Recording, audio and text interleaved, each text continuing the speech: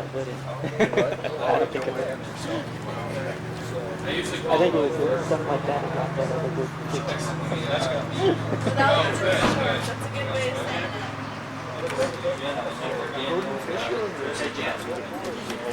What's that? I think my heart's Oh yeah. It's like, yeah, I don't think you like that much. It's like, that was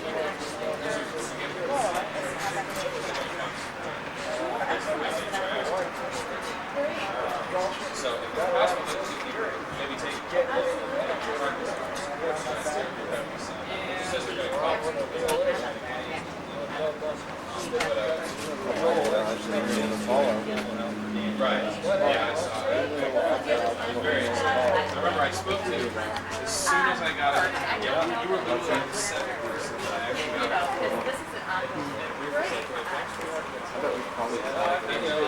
I'm like, well,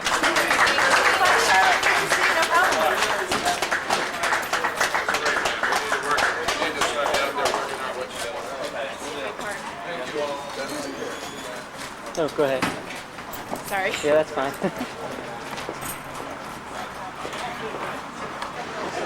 I was just wondering, what most impressed you about Kerry's speech today? I guess just the fact that he's getting back to the basics. He's worried about the stuff that every average American is worried about education, about healthcare, about finding jobs and keeping jobs here where we can most benefit from. So it sounds like, like he said, instead of worrying about family values, he values families. That's great. Thanks.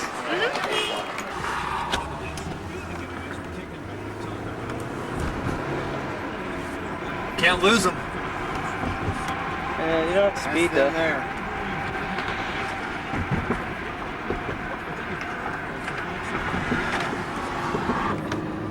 Not sure where to go, are they? You're trying to lose us. Oh, no. I'm gonna have a 944 Carrera to lose me.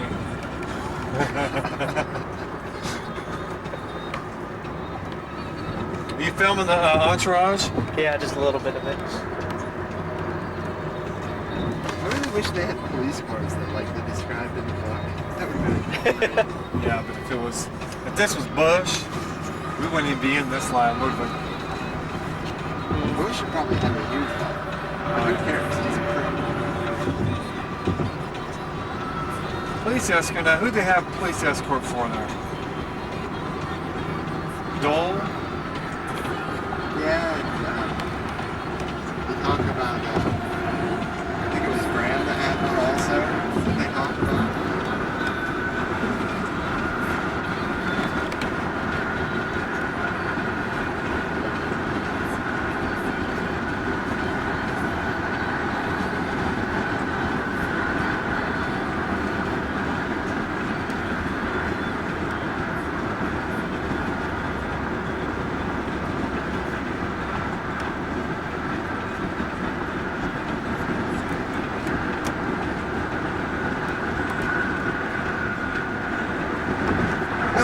Damn you!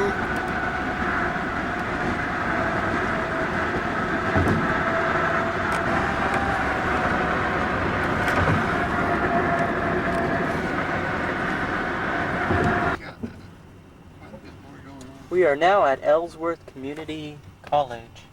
It looks like there's a pretty good crowd here, huh? Oh wait, we got people hopping out. All right, why don't you guys hop out? I'll catch up with you. Here. Hey, door, come on. Go ahead and hop out. Take a second tape just in case. All right. So that's not the beam tape.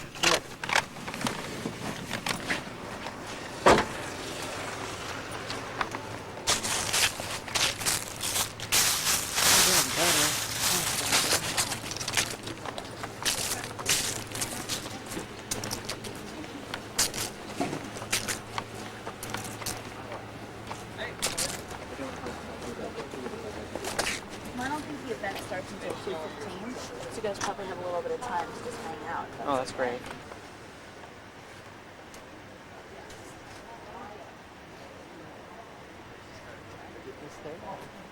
Oh, what's that say? Ellsworth, Real tradition, go read that for me. real tradition, real success. What is it? Real tradition, real success. Ellsworth Community College. Yeah. Look at all the cars.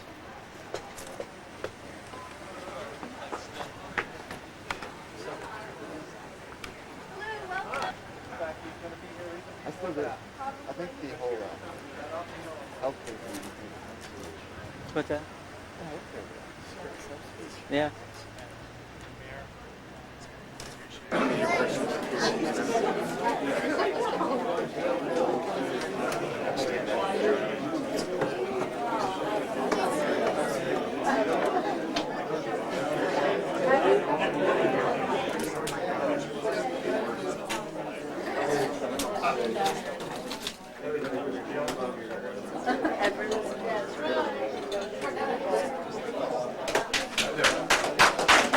For turning up here.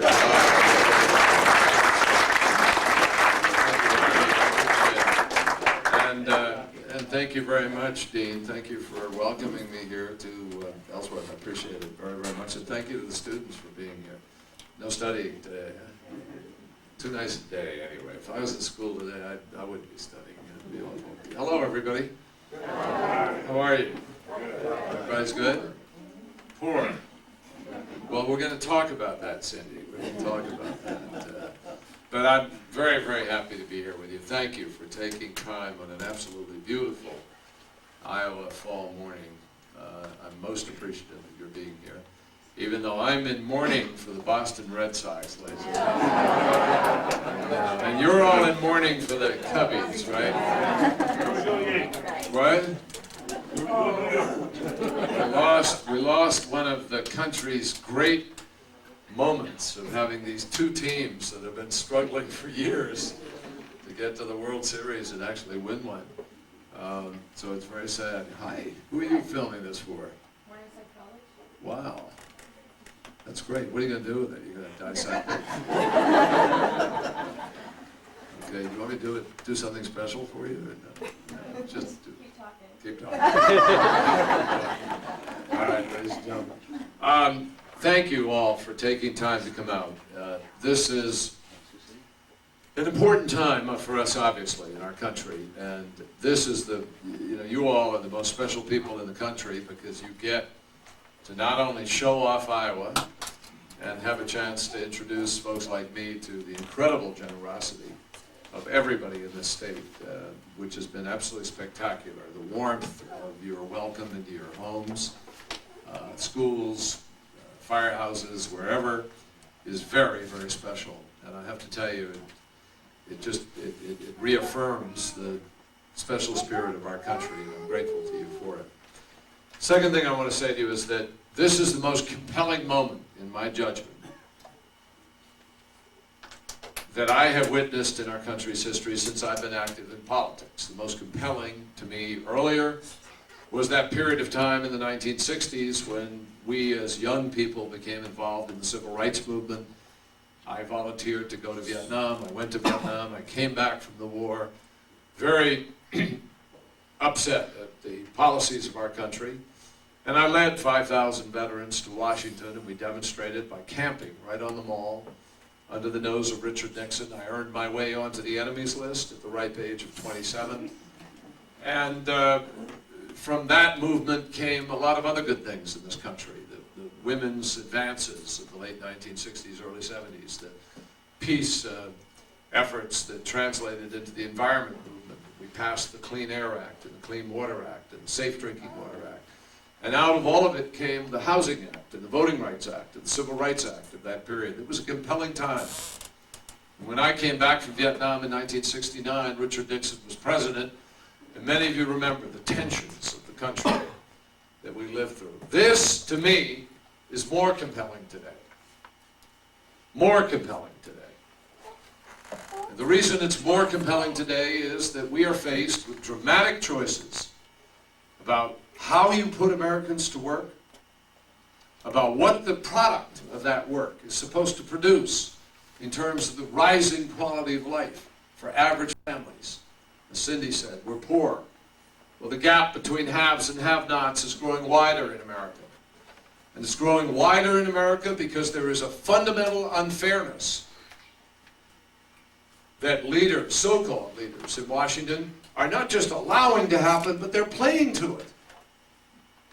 And what you have here is a president who is leading America in what I think is a radically wrong direction, where the gap between the people who have and the people who don't is growing, where life for the average American who try to hold on to health care or get health care or be able to raise their kids, send them to college, pay for these bills, is getting tougher and tougher. As the richer are getting richer, as the executives walk off with privileges that come at the expense of the average person. And I think it's wrong. I think it's dead wrong. And I think that of all the candidates who are running for this job, and I ask you to look at the record, I ask you to look at the record, examine what Howard Dean has done, or Dick Gebhardt has done, or Wes Clark, or other people, because I invite you to. I'm not here to, to be mean-spirited about anybody. But each of us has asked you to make a judgment about us as to who has the character and who has the record on which you should make us President of the United States of America. And I believe that my record of standing up to those kinds of interests and fighting the tough fights over a lifetime is different from each and every one of them. For 35 years I've been fighting for the values of the Democratic Party and of this country. I stood up against the Vietnam War. I stood up and fought for veterans, and we got the post-Vietnam stress syndrome and Agent Orange, increased benefits in our hospitals, managed to provide the care that veterans have been promised. I stood up and fought in the 1980s when I first went to the Congress for fiscal responsibility. I stood up and fought for the right of privacy, of women to be able to be protected in the Violence Against Women Act and other efforts, and the right to choose in America. I stood up and fought against Ronald Reagan's illegal, clandestine, unconstitutional war in Central America. I'm the senator who stood up and blew the whistle on Oliver North and his private aid network. I'm the senator who stood up and blew the whistle on Noriega and drugs and the CIA against powerful interests that wanted people to be quiet. I'm the senator who stood up and held that bank accountable that was illegally bringing Osama bin Laden's money into our country and polluting the veins of our children with drugs through money laundering and other things. John McCain and I led the fight that held our government accountable to get answers for families who hadn't had answers for 20 years about what happened to their loved ones in Vietnam. And we got the answers. And we released 1 million documents in one day. We declassified them and opened them to the sunshine of the American people and of our democracy.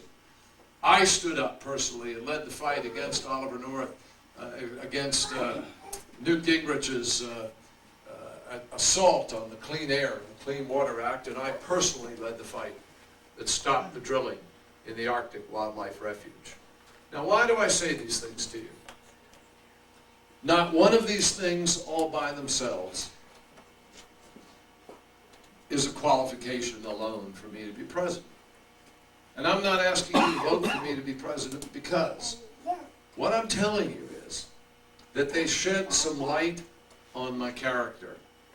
They tell you something about the risks that I'm willing to take. They tell you something about the fights that I think are important.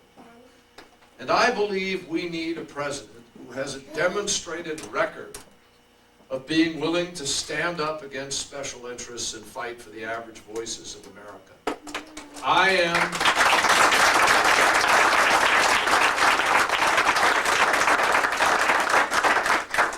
the only United States Senator who has been elected 4 times, my friends, voluntarily refusing to take those big campaign checks that come from those interest groups. I've never taken a check in my Senate races for any PAC committee, from any independent expenditure. No soft money has been spent in my campaigns. The only people who've elected me over my 19-year career are individual Americans, and I've spent a lot more time going out and asking them for their support because of it. It's a lot harder to do. But I'm proud that I can tell you that when I talk about special interests in Washington, it's not talk. I've stood up against them for those 19 years, and I have fought to give voice to the average person in this country. That's why I'm running for president. Because we deserve a president who's going to stand up for democratic values, who's going to fight for the things that really make a difference to people, who's going to fight to make certain that we don't undo the value of work in America by denying people overtime pay the way this administration is trying to, who's going to stand and fight for a minimum wage, not just a minimum wage, but a living wage in America, where people are able to get the value of their work returned through the pay, where we're going to protect the capacity of people to be able to have health care, to be able to raise their children, have schools. We're going to fund, in my presidency, we're going to make certain that we don't turn our back on children. I'm going to hold this president accountable for making a mockery of the words, "Leave no child behind." We are going to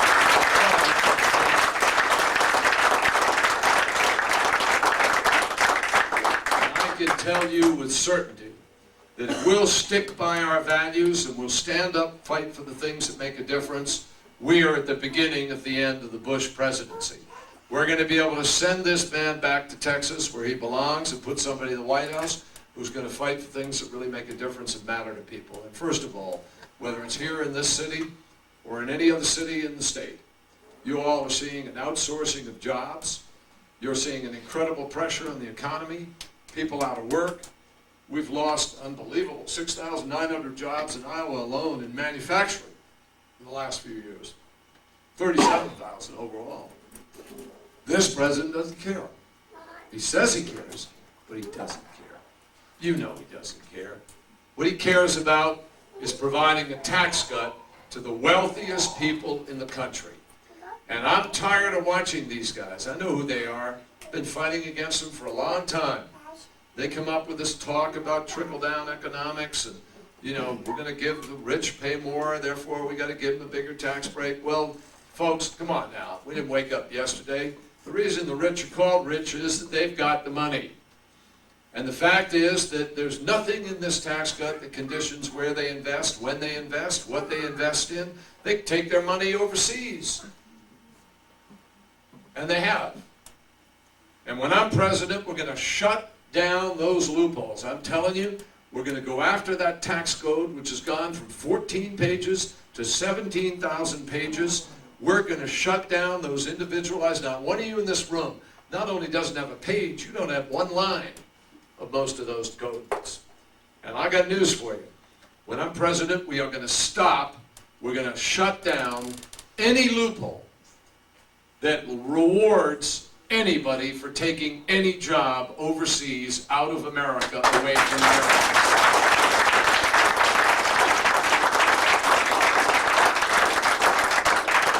We're also going to do something that's long overdue in America, and every single one of you knows this.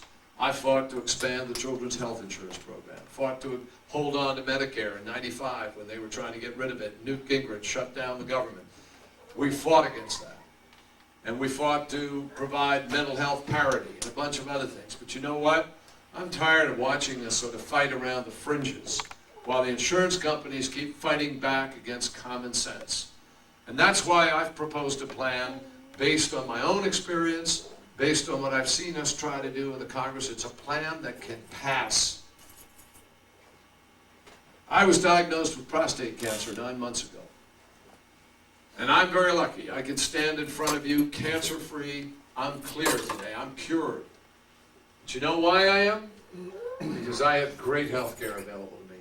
Because I could afford it, and because I'm a United States Senator. And guess what? The senators and congressmen give themselves pretty good health care at your expense. Well, I'll tell you, I woke up in that hospital absolutely recommitted and rededicated to the notion that it shouldn't be a matter of luck and privilege that I got what I got. And I'm going to carry to the White House the notion that every single family's health care in America is as important as any politician in Washington, D.C.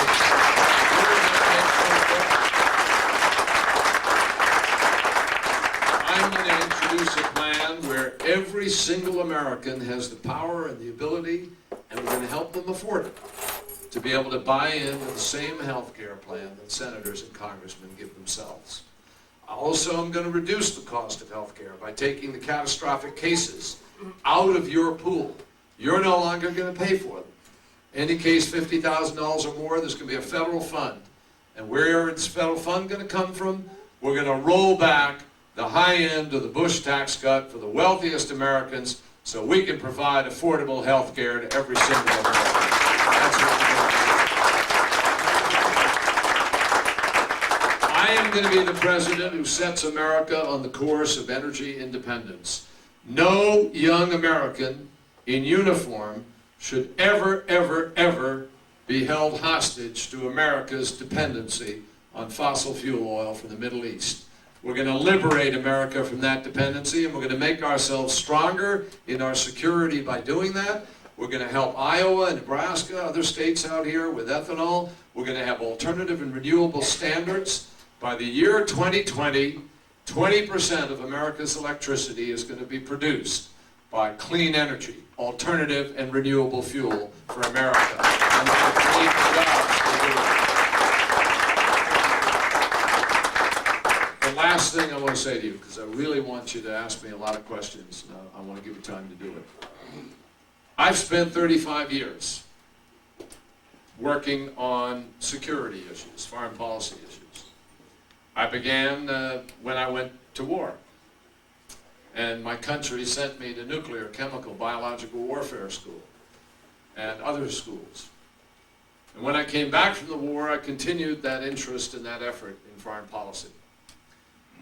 I have not only done the things I talked about with Noriega and North and Central America, but I personally led the fight to change our policy with the Philippines, with Marcos as a dictator, and helped kick him out and bring Cory Aquino to power.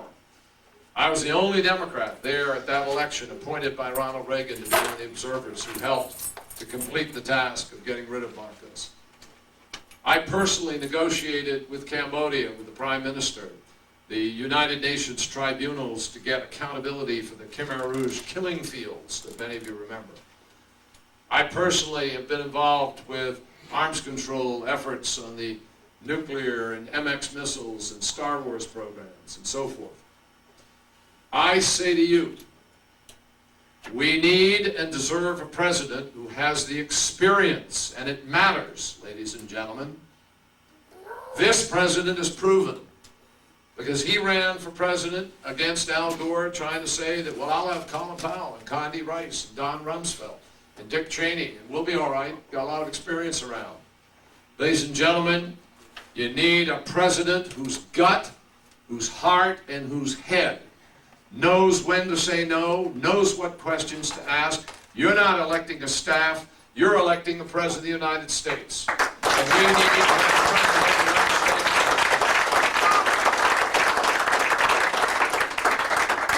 I knew that we had to stand up to Saddam Hussein and hold him accountable, but I also we needed to do it right. And I said to this president, Mr. President, don't rush to war. Take the time to build the international coalition. Take the time to exhaust the remedies. Take the time to build the consent of the American people. Take the time for the world to understand what's at stake. There's no rush. Take the time not just to know how to win the war on the ground, because that's easy. You got to know how to win the peace. And this administration has pursued an arrogant, unilateral, blustering foreign policy that has made America less safe, ladies and gentlemen. The war on terror is less of a military operation and far more of an intelligence gathering law enforcement operation. Because you got to know who they are and what they're planning and where they're planning it. You got to be able to go get them before they get us. This president has made America less safe by overextending our troops. He has made our troops less safe by refusing to do the diplomacy to bring other countries to the table, by refusing to get the United Nations deeply involved as it ought to be. The fastest way to protect our troops, take the target off them, is to reduce the sense of American occupation in Iraq. And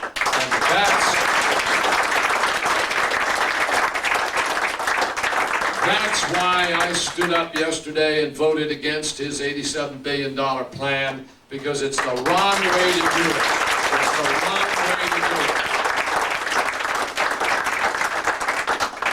We deserve a president who knows that you needed to sit down with Kim Jong-il, the dictator of North Korea, 2 years ago and negotiate and deal and not allow him to take those rods out of that fuel reactor and begin to move to nuclear weapons. We needed a president who moved the world to deal with AIDS in Africa 2.5 years ago. I wrote that bill. We could have been doing it. And this president has fought us. We needed a president who never withdrew his special envoy from the Middle East and allowed it to deteriorate and spiral downwards. We needed a president who worked with Putin in Russia to do a better job of containing the loose nuclear materials and advance our cause. We needed a president who never turned his back on 10 years of work and 160 nations that have tried to deal with global warming, and we just declared it dead and walked away. I promise you that as president, I'm going back to the United Nations on your behalf, and I will turn over a proud new chapter in America's relationship with the rest of the world that makes us more secure.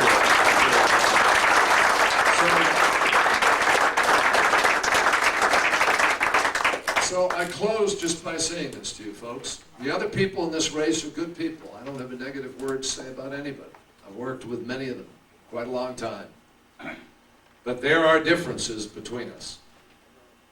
Mr. Dean and Mr. Gebhardt want to get rid of every part of the Bush tax cut. I don't. Because part of it is my Democrat tax cuts, our values tax cut. I don't want to raise the child, I don't want to get rid of the child tax credit. How many families in Iowa earning 40 to 50 to 60, 70,000 bucks have kids, and they're going to lose the child credit if that happens? Do we want the Democratic Party to come back and say to people, hey, here come the Democrats, if you get married in America, we're going to charge you more taxes. There's a marriage penalty. You want to put that back? That's what happens when they do it. How about the 10% bracket rate? That was an effort to try to help people at the bottom of the income scale get a break. You want to take away the 10% bracket so they immediately get taxed at 15% instead of 10%? Which means the average family is going to be paying $500, $600, $700 or more per year. Their tuition's gone up, their health care's gone up, food costs have gone up, prescription drugs are up, their heating and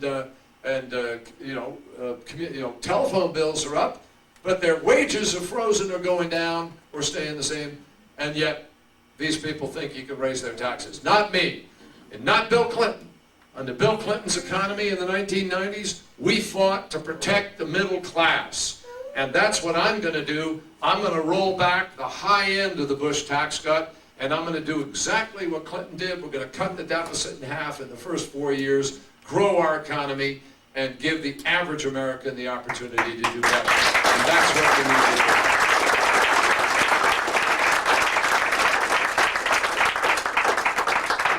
By saying to you, I know there's a, and I sort of am uncomfortable with it because we have to talk about ourselves when you run for office. And I asked for that when I stand up and said I want to be your president. But I do believe that it is important. When you've hired somebody to work in your home, if you hire somebody to run your schools, when you hire somebody in business to run a company, you want people who's got the qualifications. Well, being president requires you to be chief executive officer of the domestic affairs of our nation. So you want to hire somebody who's got a record of fighting for the domestic choices you care about. It also requires you to hire somebody who is head of state. That means chief diplomat. And you want to hire somebody who's got experience in dealing with that. Governor Dean, I respect him, but he has zero experience in foreign affairs in dealing with it. As do other candidates in this field. General Clark's a good man, but he's been in the military all his life. He doesn't have any experience dealing with Congress, with legislature, with health care, with education, with any of those things. And you have to hire somebody who can be commander-in-chief. I believe I come to this job ready to hit the road running. I come to this job ready to be president. And as Gary Hart said the other day when he endorsed me, he said, I have this quaint notion that when somebody runs for President of the United States, they ought to be qualified for the job.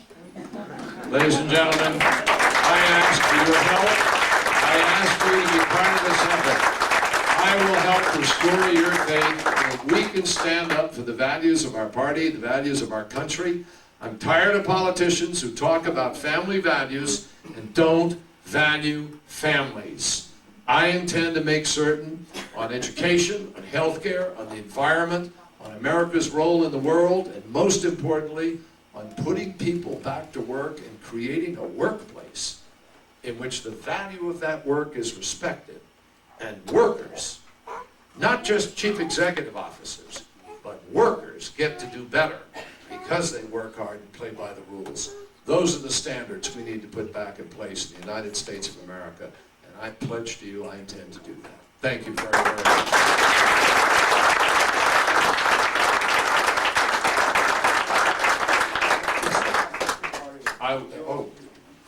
I was going to take some Q&A. Do you have to go? No. I'd rather get if you have something for me, I'd rather get my something for me. I'm Joe Van Gorp, and I'm Joe Van Gorp. I'm a member of the Biotechnology Club and a student senate member here at Ellsworth. And we have a sweatshirt for Senator Kerry here. Very much.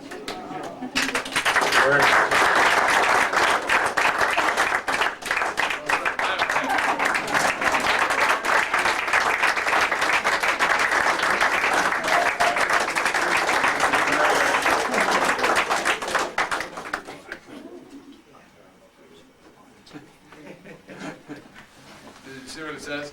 Our job is to get into your genes. We're very thankful to have Senator Kerry with us. They're in cahoots with Calvin Klein. You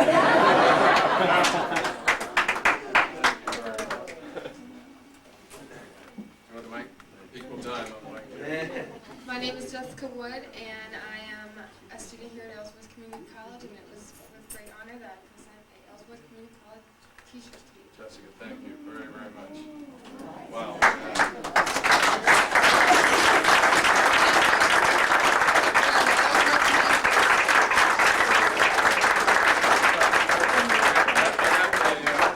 I got the panther paw right there. Looks like I got stomped on though, doesn't it? That's really nice. That is a really great shirt, and I will wear that out here, and I appreciate it. If you guys keep the weather going like this, I'll leave this out here. Thank you very, very much. Thank you. Tell me about the Biotech Club for a minute. What do you guys, We have a do? tutor program, and Sujit Dar is our advisor. And a lot of the kids that are in the biotech program are trying to get into veterinary medicine at ISU. And they are really good at working with us. And Sujit helps out a lot. That's really helpful. Well, Sujit's great. He's been helping out me too. So Sujit, thank you. How many kids are in the biotech? About 50. And you've got 900 and some here, is that right? 900 and some. That's impressive. That's great. The biotech piece, let me just say to everybody that it's great that Ellsworth is doing that. It's great Joe and others are doing it. Because biotech is obviously one of those frontiers where we have the greatest opportunity to be able to create a lot of new jobs. And I'm particularly committed to the sciences. This administration, in my judgment, has been the worst science administration in modern history in our country. And it is imperative for us to have a president who sees the connection between science, the discovery process, and the quality of life and future job base of America. Thomas Jefferson saw that. And you all are privileged to have the border defined by the Missouri River, as well as a piece of the, Mississippi, obviously, but that piece that they came up before they went around the corner and went up the Missouri. The Lewis and Clark expedition was a great scientific expedition as well as one of exploration of land. And that is a metaphor for who we are as a people. If you go down to Washington, the Thomas Jefferson building down there, the Library of Congress has this great dome. And around the dome there are 12 icons. One of them is for Rome, for administration. One is for Greece, for philosophy. One is for Egypt, for civilization. One is for America, for science. That's what we have up there. And I think it is critical to advance stem cell research. It is critical to advance basic and applied science research in America. It's critical to get more young people like Joe and others going into the scientific field because that's how we're going to create the products of the future, the cures of the future, the manufacturing processes of the future, all the things that are going to advance the job opportunities of our country. So I congratulate you for doing it. I think it's a terrific thing. You're part of it. I appreciate it. Who would like, can I ask you this? I want you to leave here. I know some of you, somebody slapped a sticker on you as you came in. I want every single person here to leave here committed to be part of the next 3 months of effort in this campaign. Iowa will be critical in helping to decide who goes forward, who goes out of here to the rest of the country. So caucusing is key. I need and want your help. And I want you to ask me any tough question you want to ask me. If you don't think you got a direct answer, I think I'll give you one. You come back at me and say, I want an answer. And I hope I never give you a chance to have to follow up and say you didn't get it in the beginning. But I want you to leave here today with a sense of my vision for our nation. This is not about me. This is about us in this country and how we can do better and how we can make our vision more real for all Americans, and that's what it's about, and I want you to feel it. So who wants to come first? Yes? The Medicare prescription drug bill is moving through Congress. Can you tell us something about what's in it and how it will affect seniors? It will affect seniors very badly. Some will get a break in the beginning, part of it, possibly, and there I say possibly for the following reason. Today, a lot of seniors don't have a prescription drug plan.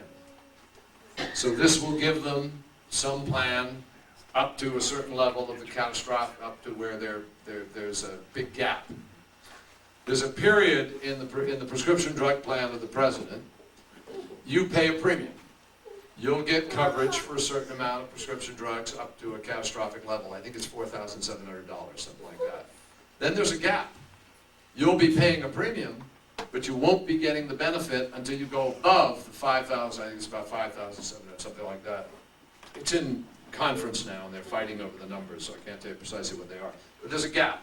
They call it a donut hole, where you're paying a premium, but you're not getting anything. Then after that, there's catastrophic coverage. So you'll be better off than you would be. The issue is not, is there some benefit? It's why aren't we doing a full Medicare benefit? Because here's the bad part of what this drug plan does, and I voted against it because of this. It says to you, in your community, whether you live in, Owl Falls or wherever you live in the state, if there are two private providers of drugs in your community, you have to go to them. You won't get it through Medicare. You have to go to the two private providers. And if those two private providers just happen to have prices that are very close together, have you ever seen that in the private sector, where there are only two people and they're kind of close? Guess what? So they could have higher prices. So you could have a sticker shock that actually raises your prices on the drugs available to you. And they force you off of the Medicare benefit onto the private. I don't think you should force anybody off of Medicare. I think we need a Medicare prescription drug benefit. And we ought to be able to agree on what that's going to be and put that into place without a hole in the middle that pushes people off. And the second piece is, if you're poor, so that you not only have qualified for Medicare because you're 65, but you've also qualified for Medicaid because you're poor, it forces you off of Medicare onto Medicaid.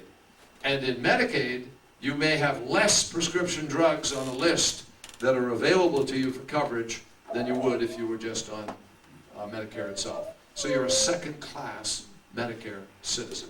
I think that's wrong. So I want a Medicare prescription drug benefit, or at least I want a benefit that doesn't have a hole in the middle, doesn't treat people differently, and provides a fallback, clear cost provision where people can choose, well, I'll rather stick with the Medicare or I'll go into the private, but you know what your price is and you know what you're getting for it. And I think that's what we ought to do. Will it pass? Something will probably pass. If they have a compromise. I just read in the paper the other day that they've agreed to have a higher premium probably for people who are wealthy at the upper end. Now, if they have a higher premium for people who are wealthy, they may get a compromise on the bill itself, and it may come out and something may pass this year. We'll have to see in the next And then we'll have it weeks. forever, right? You'll have it, it won't be taken away. I don't believe anybody will ever take it away. Whether it'll stay the same, whether it'll stay the same is a big question mark. Let me tell you what I want to do. Yes, it is. Ken Larson just said it's a bad bill, and it is, which is why I proudly voted against it. Here's what I would like to do. I have in my health care plan, I don't know how many of you have internet access, but I urge you, if you do have internet access, go to johnkerry.com. And on johnkerry.com, you can pull down my entire health care plan with specificity, line for line. And if you have any objections, I'd love to hear back from you. But here's what I would say to you. Number one, I'm going to provide the capacity for states to do bulk purchasing of drugs, to be able to distribute them at lower cost to the state. Maine is doing that today. This administration challenged Maine. It went to the Supreme Court. Maine won. So we should do this all over the country. Second, you don't get when you go to a pharmacy, you're not really getting your drugs directly from manufacturer to pharmacy. There's this thing called pharmacy benefit managers who are in between. They're the middle people. And the middle people jack up your prices with all kinds of rebate schemes and incentives and kickbacks. There's no transparency. Nobody knows who they're giving it to whom or why. I'm going to put transparency and accountability in place so they cannot do that without us knowing what the costs are and who's getting it. Third, the pharmacy companies are abusing the patent system in America. They prevent generic drugs from getting out into the marketplace. And they do it in these clever little tricky ways like changing the shape or size of a container, but they don't change the drugs. And then they'll refile a patent. And then they'll claim we have a new patent, nobody can infringe on our patent, and they'll keep their drug all by themselves at a high price as a brand name for a long period of time. We have to break that. We have to allow generics to break into the marketplace by enforcing patent laws and shutting the loopholes in the patent laws, and I intend to do that, make sure we do. So if we do those things that I just talked about, we could greatly reduce the cost of prescription drugs in America. And finally, we have to allow importation of drugs from other places. We can't allow drugs to be sold to Americans at twice the price the same drug is sold to people in another country. And if people want to send it back here and buy it or buy it across the internet, that's called free trade. That's called the marketplace, right? And we're going to allow people to do it. That's what we're going to do. Thank you.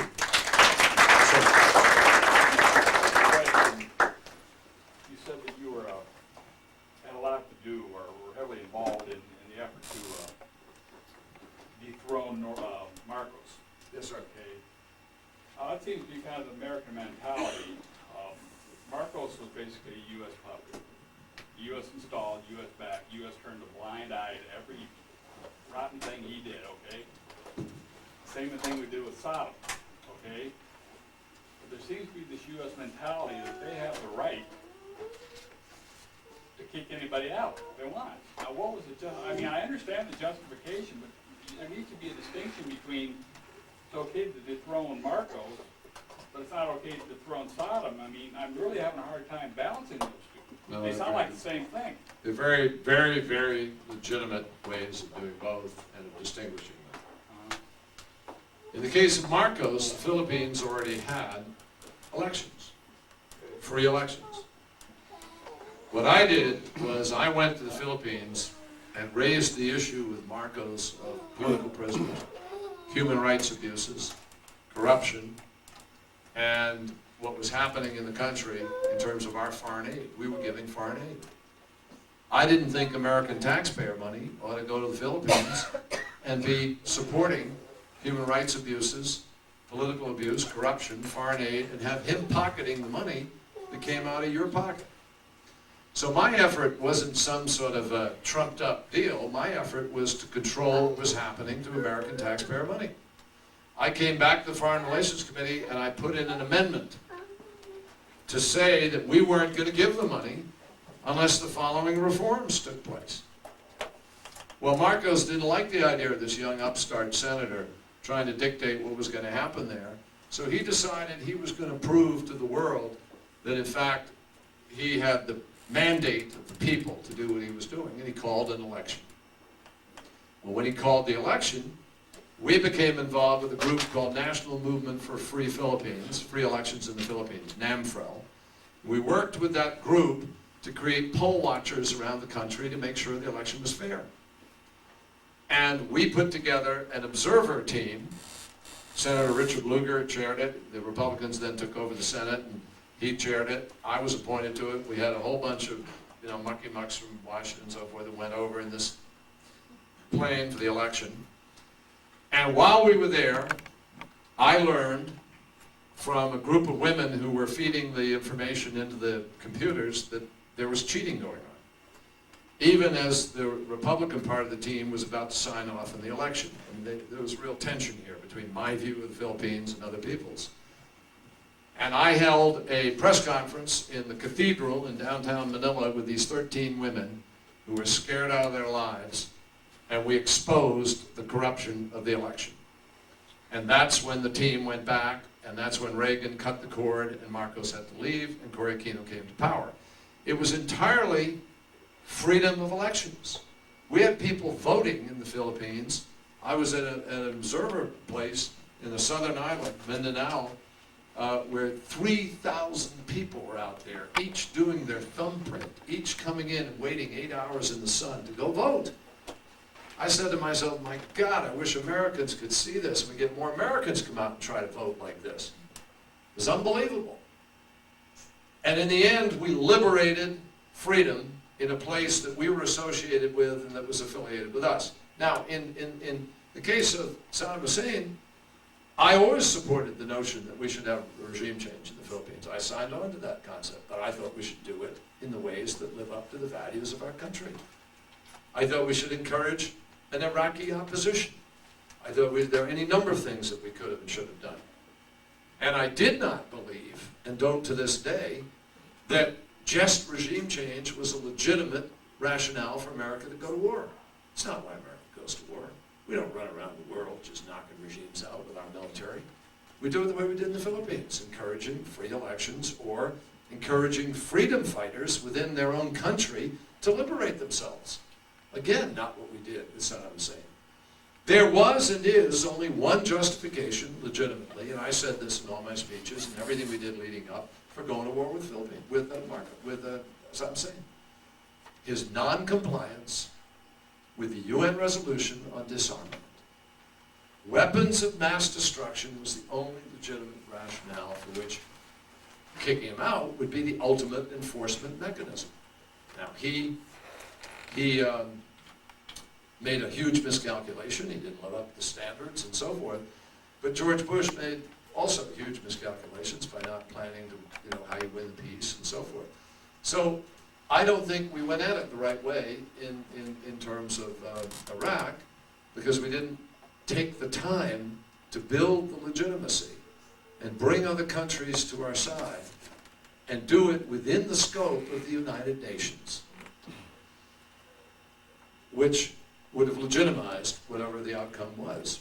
And that's the great difference. That is the great difference here between an electoral process and a rush to war that didn't have the kind of rationale that everybody has thought. And now we know that to be true. Now, in the aftermath, we've learned that this administration stretched the intelligence, actually misled us with respect to large portions of it, and rushed in a way that has put them and you and us and all of us, and particularly our young men and women, in a very difficult situation as a result. That is not wise foreign policy. And that's the difference between the two. In one case we did it the smart way, in the other case we didn't. And that's the huge difference. Smart and legitimate, I might add. There are two distinctions. Yes, sir. I want to ask you, if you get to be president of the United States, where we've got the weak dollar in the United States right now as far as our foreign exports go and imports coming into this country, what's your feeling on the balance of trade as far as having this weak dollar? Well, the dollar has actually been strong up until recently. The dollar has been a strong dollar, and because it's a strong dollar, it's harder for us to export, and it's easier for other countries to bring their products into our country. When the value of the dollar goes down, then America can export more effectively, and it's much harder for other countries to import. The problem with the value of the dollar going down is that it creates a lot of other problems for our debt, for the money that comes into America to invest, for the creation of jobs, a whole bunch of other things. I think there's a balance. I think Clinton got it right. Bob Rubin got it right. We had a relatively strong dollar, but we were also penetrating markets and able to trade. Thank you so very much. Thank you. No, oh, I'm sorry to hear that. Thank you for coming. Thank you. The reason why I asked that question, we got $1.86 corn. With a weak dollar right now, we had to be buying that for our trade. The problem with our agricultural products is that we have a series of other problems, which are the protectionism of other countries and the prevention of our ability to enter those markets. And we need a president who's going to be prepared to open up the marketplace on behalf of American farmers and American manufacturers so we can sell in places. And we've been living with an unfairness in that trade relationship that's hurting people here at home. We have enormous power to make that happen, and we haven't been using it because we're the world's biggest marketplace. And if we were to leverage their access back to our market more effectively, which we're allowed to do, incidentally. We have what's called Section 301 of the trade laws, which allows us to take sanctions when people are behaving unfairly. The Chinese right now have been jacking their currency in a way that's manipulating it against ours to keep our dollar stronger, so that it's harder for our market, our products to be able to come into their market. And we need a president who's going to stand up and fight for the American farmer and the American worker. Yes, Sue. As president, would you take a look at countries like allies like Saudi Arabia, Pakistan? Because as long as Saudi Arabia keeps funding terrorist groups, and countries like Pakistan, Iran, train them, it would be impossible to control terrorism. Absolutely. Saudi Arabia, I said this in a speech I gave at Georgetown University last January. Saudi Arabia is abusing its relationship with us and the rest of the world because it continues to fund terrorist groups through these charities, and there hasn't been enough scrutiny. Now, in the last months, Saudi Arabia has begun to move a little more now to try to be cooperative. I need to get a measurement of what that level of cooperation is really judged to be. But you've got to be holding them accountable. And for months, for a year and a half, 2 years, this administration just played footsie with Saudi Arabia. I mean, why did we fly all of Osama bin Laden's relatives out of the country within 15 hours of September 11th? Why? We did that? You bet we did. The Bush administration responded to Prince Bandar's call, and Americans couldn't fly around our country. We couldn't get an airplane in the sky for a senator or for other people, but they allowed Osama bin Laden's relatives to pile on a special plane, get them all collected, and get them out of the United States of America. I think that's extraordinary. There's a group, you know, there's a whole lot of money connections going on between Saudi Arabia and this administration. And it's a serious issue. Yes?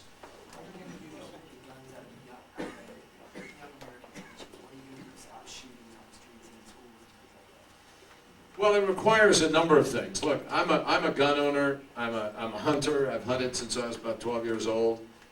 I believe in the Second Amendment. I believe in the right of people to be able to bear arms in the United States. But with that right comes responsibility.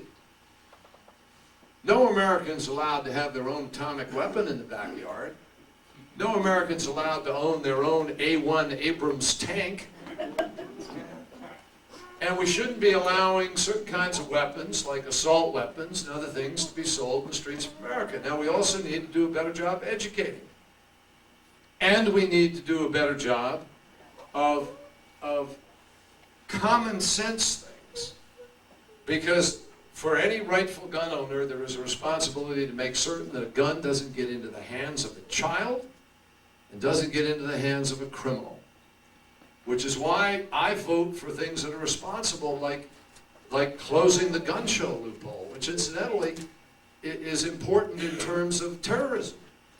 I mean, you know, if we're going to say that the average person going into a store to buy a gun has to have a background check and they come back after they found out they're not a felon or they're not a wacko, we ought to not have some loophole where you can walk into a gun show somewhere and there's no check. And you can just walk out. What is the common sense of that? Likewise, on fingerprinting of ballistics nowadays, you can pre-fingerprint guns, like people almost. So that the sniper, for instance, in Washington, D.C., you could have told exactly where that gun was bought, when, and so forth through the fingerprint. Now, if you're a law-abiding citizen in the United States of America, it shouldn't really bother you to have some kind of legitimate system so you know it's not a criminal knocking on your door. It's got kind of these kinds of things. But I think people have a right to have a gun for protection. I think they have a right to have it in their home. I believe in those things. But I think we have to be sensible. I think it's wrong to give gun owners complete immunity from liability for what they build. That's something the Republicans are trying to pass now. Why would you do that? Doesn't make sense. So I'm for common sense laws. The other thing we have to do is help do a better job in educating our kids within the schools and have better safety standards within the schools. And if kids who are disruptive in our schools, who are potentially those who might be trouble, I wrote this into the Elementary Secondary Education Act, we should have second chance schools. A lot of teachers today are deeply frustrated when a kid's very disruptive. They don't have any choices. They don't know what to do. You expel a kid or you kind of try to cope. What we ought to have is a place where kids who are truly disruptive have a different setting where they're dealt with and you begin to try to separate. If we did those kinds of things, we could do a lot better job of reducing the level of violence. And that's what we need to do. Yes? Many students are graduating from college with devastating debt and insecurity. And what precisely do you plan to do about the diminishing job opportunities in Iowa? Well, here's precisely, you really have a two-part question, because there's something we can do about the debt, as well as the jobs. Let me answer the debt part first, because it's a huge problem, and I have a proposal. My proposal is, number one, I'm going to provide a $4,000 tuition tax credit, so that people trying to send their kids to school, either the person themselves, if it's an adult who's working and trying to pay their way through college, or the parents are going to get the benefit of the tax credit. That's number one. Number two, I'm going to offer a service to our community, to our country proposal. I want more people to serve America. I want more people to have a sense of service and duty and responsibility and give back. And so I want a national service program that provides for any kid who gets out of high school who wants to give 2 years back to their community, working with kids at risk, working to tutor kids, working with seniors who may be shut in or have trouble, or helping to clean up parks or rivers. There's so much work to be done in America, it's not funny. But I'm going to say that if you're willing to give 2 years to do that, the federal government is going to pay your full 4-year in-state public college education. We're going to make sure that happens. Now that's affordable, let me tell you. You know what that costs for a year? It costs 1 month, less than 1 month of what we're spending in Iraq today for a whole year in the United States.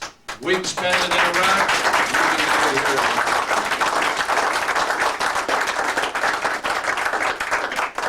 Second thing I'm going to do, actually third thing, I'm going to lower the cost of those loans burden by offering young people who want to do certain kinds of things that we think are important in America a pay down on their loans. We're going to do a loan payback system. If you decide to go into teaching in a rural community or an urban center where the salaries are low and they can't compete with the private sector, we're going to help pay down your loans. If you decide to go into child care, which is very, very low pay work in America, but frankly, it's the most important work in America. We need to help pay down loans so we can attract people into childcare. If we can get people into other kinds of social work, like defense attorney work in the court system, where it's all court appointed, and it's very, very low pay. For a lot of lawyers who could go off and make $150,000 a year, there's no incentive to go do that kind of work. We need good people to do it. We're going to try to attract people to jobs that need to be done in America by paying down student loans. And I think that's a way to do it. Now, we got to have the jobs. We got to create the jobs. The way we create jobs in America is by exciting entrepreneurial activity, exciting people moving their money to invest in the creating of new jobs.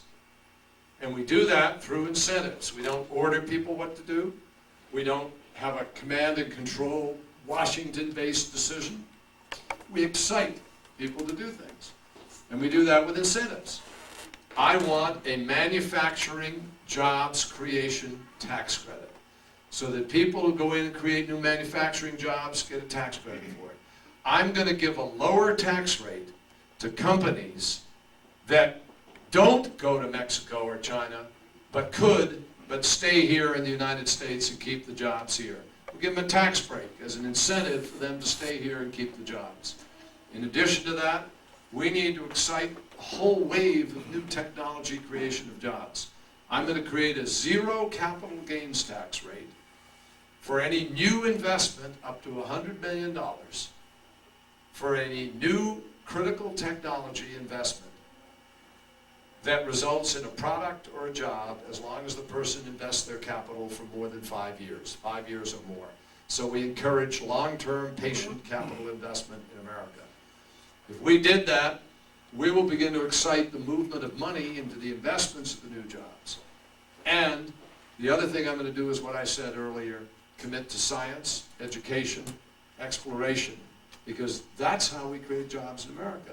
When we went to the moon under President Kennedy, nobody could have predicted that microwaves, microwave ovens, digitalization, and Gore-Tex, just to name 3 different products, would come out of that journey of discovery. If we will advance our journey now on alternative and renewable fuel, on wind farms, on solar, on ethanol, on hybrids, and vehicles, if we will begin to advance hydrogen exploration, we're going to create unbelievable numbers of new jobs. And just look around you in our country. Look around you. We got people sitting for hours in traffic jams. We're not even talking in America about high-speed rail. But they've got it in Japan. They've got it in France, Germany. China just inaugurated a magnetic levitation train that goes from Shanghai to their airport. What are we doing?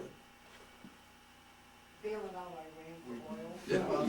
we're barely talking about, we're just talking about trying to save Amtrak.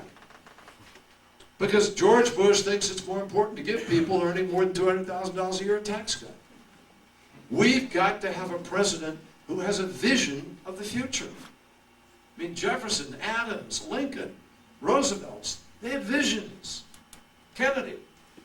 We deserve a vision that says there's a lot of work to be done in America. We've got a senior population coming at us like a ton of bricks. We're going to have to figure out how people are going to be able to retire and be taken care of. What's our long-term health care plan?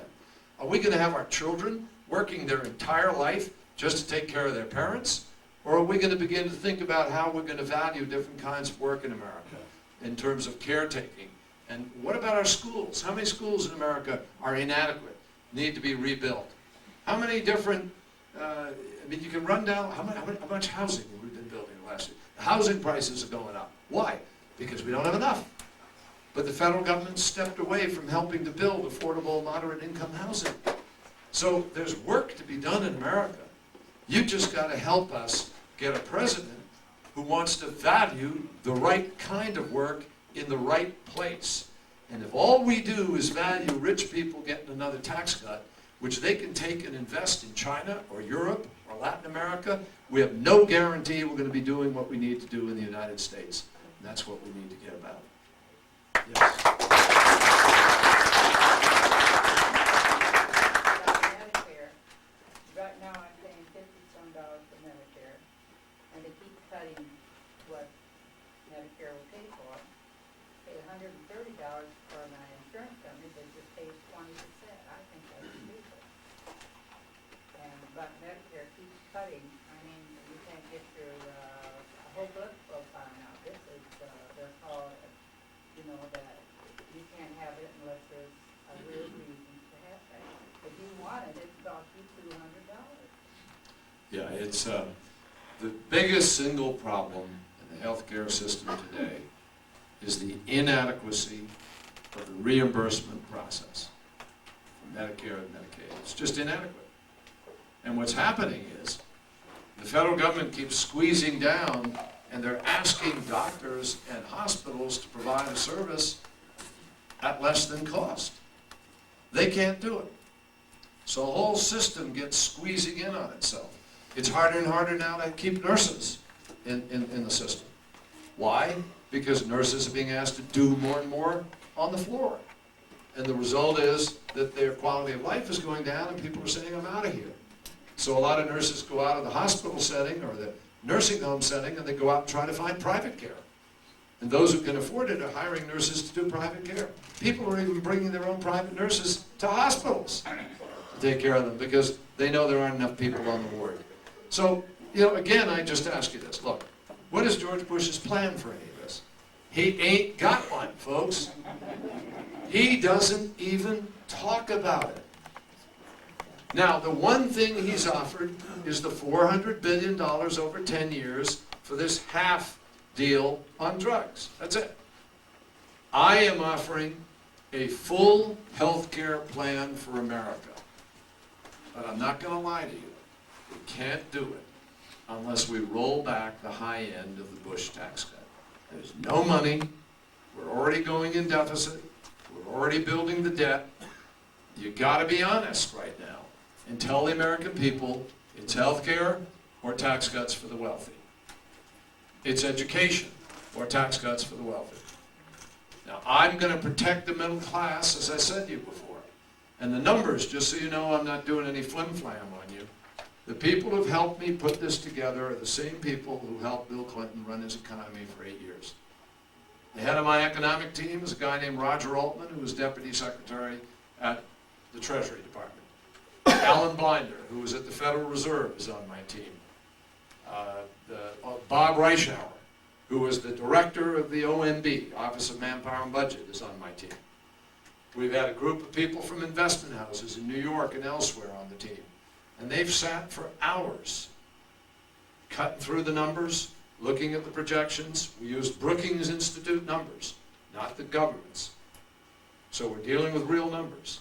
And we believe we can cut the deficit in half, have the money we need for health care, education, some investment, close the loopholes I talked about, and have the money we need to be able to cut the deficit in half over the next 4 years. That's exactly what Bill Clinton did in his first 4 years. And that's what I'm pledged to try to do. Last question, John. I got to make this the last question, Ken. Sorry. Go ahead. It seems like most of the American population votes based on a 37 something. And the problem is that the Democratic Party comes out being soft on foreign policy and terrorism and all that, and perhaps not as business oriented. What should be done about the image? Well, that's why I think I'm the strongest nominee for our party. Because I've been chairman of the Small Business Committee. I've actually started a small business. And I've been fiscally responsible in my years in the Senate. I was one of the first 3 Democrats to be an original sponsor of the Deficit Reduction Act. I fought for deficit reduction before it was popular in the Senate.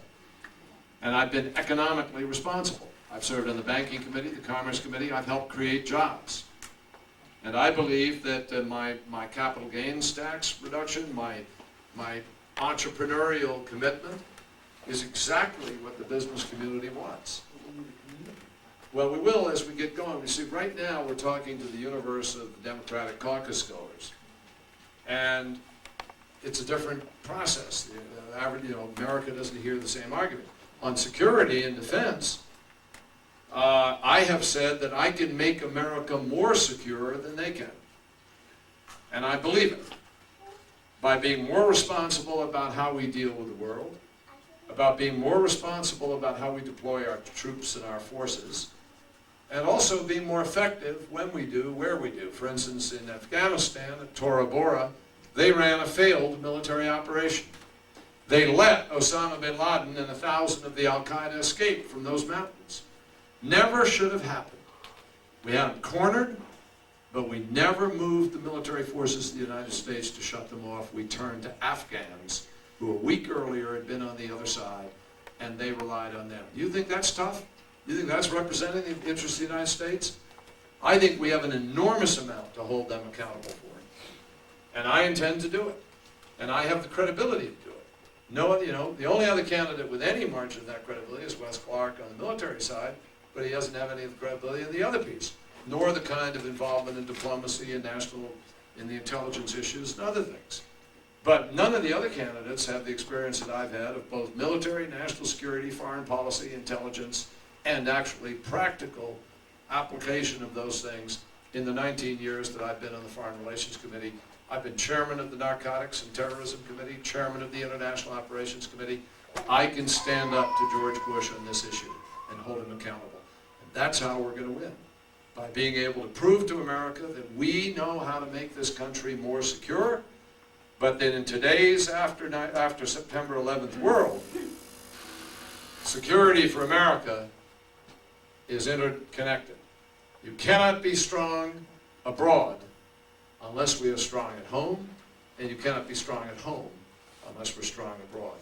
And Ken, I think that we can get that over to people over the next months. The key here is that, as you know, America deals in images, correct? Well, I have the image of having served my country, worn the uniform, been decorated for my service in war, clearly have stood up and fought for the interests of veterans across the country. And I think I could even hold them accountable on their treatment of veterans. They've cut the VA budget. There are 135,000 veterans around the country who today are waiting to see a doctor just to get their prescription drugs. We have a whole category of veterans who have been denied access to the VA because they say they don't have enough money. Well, why don't they have enough money? Because they made a choice to give it to the wealthy people in the country. Those are simple images. And I think I'm equipped to take those simple images out to the country and win. So I ask you all, I need your help. There are just about 3 months left. That's it. 3 months. Everybody in here knows how fast that's going to go. Thanksgiving will be on us before we know it. Boom. The holidays, and bang, you're in the last 3 weeks of this campaign. So I hope I can get your help over these next 3 months, because I need you to help me reach out and organize these caucuses. You all make it tough out here. We got to get bodies out there on a cold winter night. And I hope you'll help me do that. And you're the key. This is not me, this is you. It's about you, it's about our country, and it's about your willingness to be part of this effort over these next months. There are no complaints after that. If we wind up with a nominee who can't beat him, we got to go out and get the job done. I hope I can count on you. Thank you very, very much.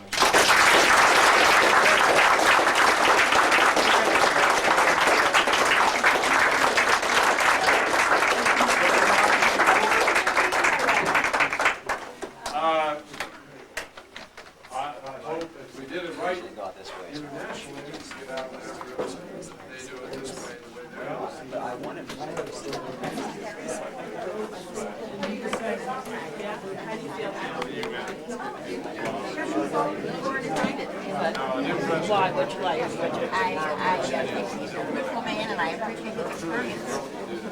Wonderful, and I know that my son-in-law was in Vietnam. I have a military family.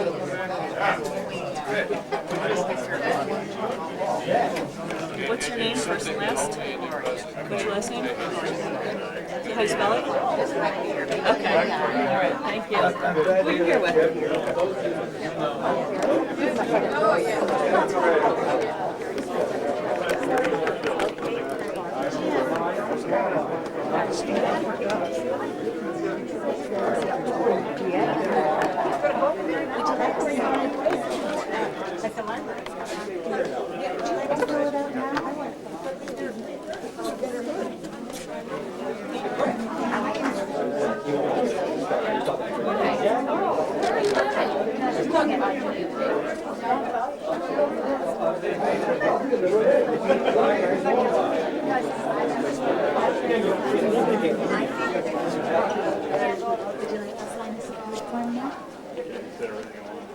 Good.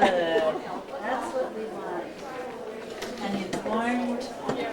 Well, everything I wanted to hear, but that bottom line is I have to vote for who I think will beat Bush, not who I want. Well, Sir, I'm with Washburn University. I was wondering if you would mind saying that on camera by chance, or telling me what you feel you got out of this. I'd start all over again, please. I'm with Washburn University doing a student. Who are they? Topeka, Kansas. Okay, yeah. University. We're just getting a feel for the caucus system and everything. And I'm just wondering if you would be willing to say what you just said on camera. What did I just you say? said you heard what you wanted to hear here. Fair. And you agree with what Senator Kerry had Basically to the say. same question she had. I'm not with him. Yeah. I just want you to know. Okay, well, so somebody prompt me. Okay, well, I was just wondering, what did you feel you got out of this, and how did he come across if you were undecided? There's literature on the table. Well, I had a question that I was going to ask, but he answered it. And I had several questions that I wasn't going to ask because obviously they can't all focus on me. Mm-hmm. He answered 4 or 5 of those. I kind of wavered between Dean and Kerry, but then I have to vote for whoever I think can beat Bush. Not necessarily who I want. Mm-hmm. You did a good job. But all I know is he passed my test with flying colors. What I wanted to ask you, And you do go. are you happy with the caucus system you have here in Iowa? The last caucus I went to was 1988. So I mean, as far as I'm concerned, the whole thing is it's good for Iowa, but it's so overblown. Yeah. You know, what's it say? But you know, you don't dare vote for anybody until you've met them at least 4 times. That's the way it operates here in Iowa. You know, if I've only met them once, it's not worthy of my attention. I mean, you can't swing a cat without hitting a Democratic candidate for president. So it. Yeah, I mean, I like it. The caucuses are good for Iowa. It's Iowa in the spotlight, but I think it's a way overblown type thing. But then I'm not going to knock it. Yeah. Because it's good for Iowa. It is good for Iowa. Thank you, and I appreciate that. Mm-hmm.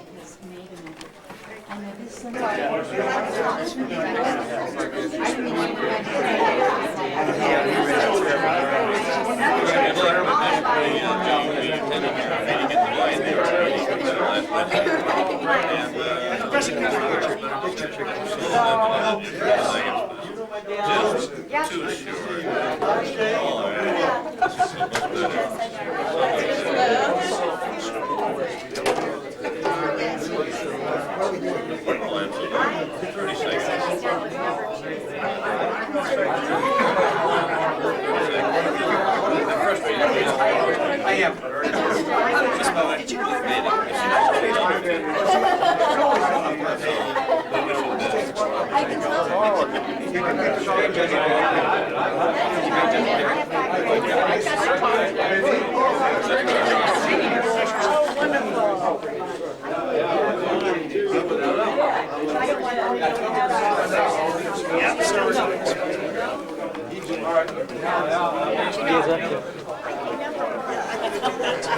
What's that?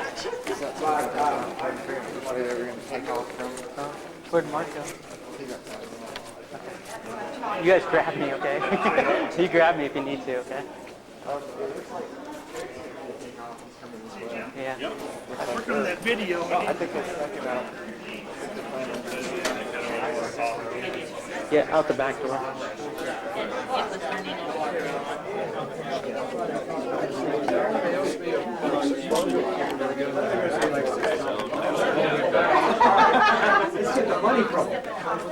Hey, I'm just trying to get a little bit better. I will. I'll start.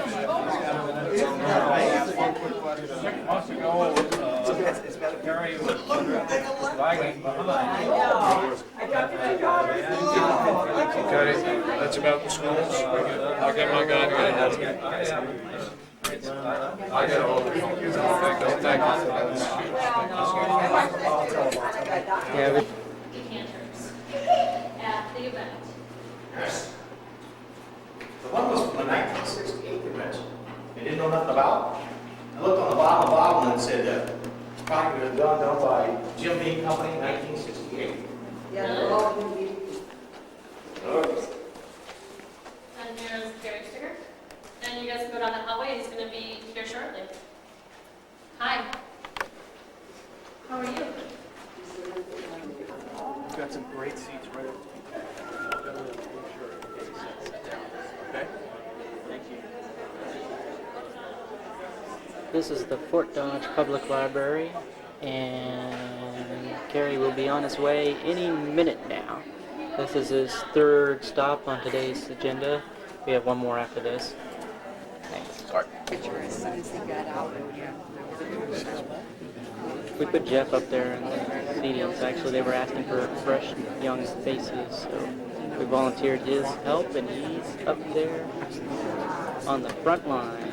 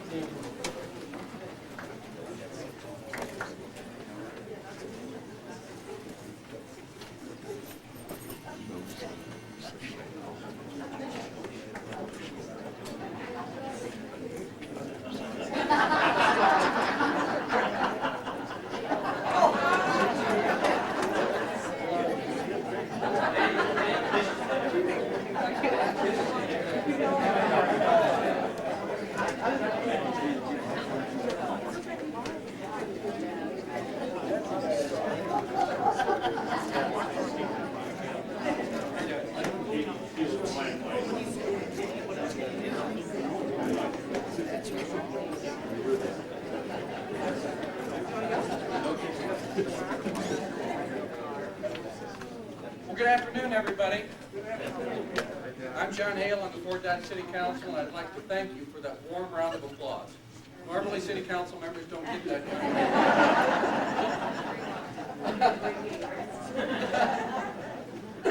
I have three special introductions that I want to make today. The first is a lady that just works her heart out and works her tail off for the Democrats in Webster County, our Webster County Democratic Chair, Kim Moss.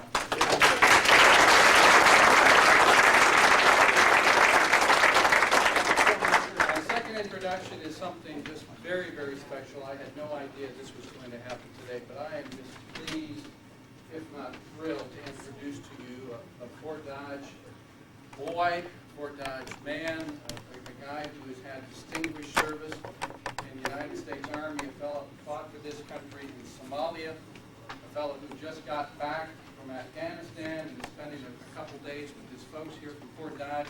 Ladies and gentlemen, give a warm round of applause in the back of the room, Captain Jeff Struker.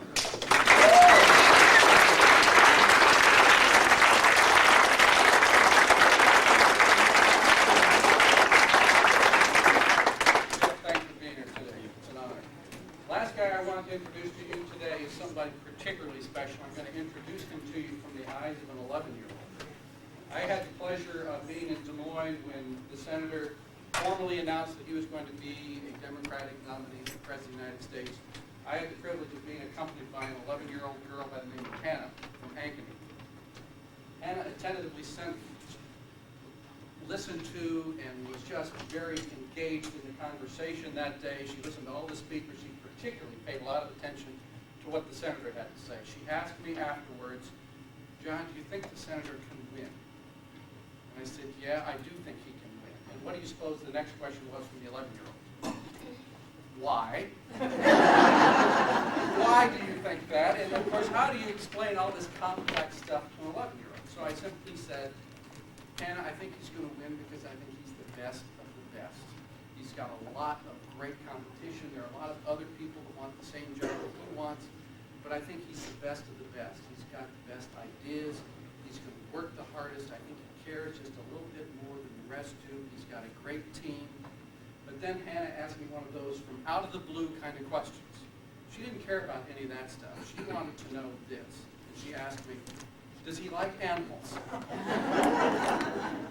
So Senator, the vote for Hannah Shell is totally dependent upon whether or not you like animals. I want you all to, she's not here, but I'll tell her what your answer is. I don't know if that's part of your platform. The last thing I want to ask you to do is if everybody can physically or mentally mark January 2005 on your calendar. January 2005. There's going to be a couple charter bus loads of folks from Fort Dodge, Iowa, going to Washington, D.C., and what we're going to do is participate in and celebrate the inauguration of the man who's here with us today. Ladies and gentlemen, it's my pleasure to introduce to you, and please give a rousing round of applause to the next President of the United States.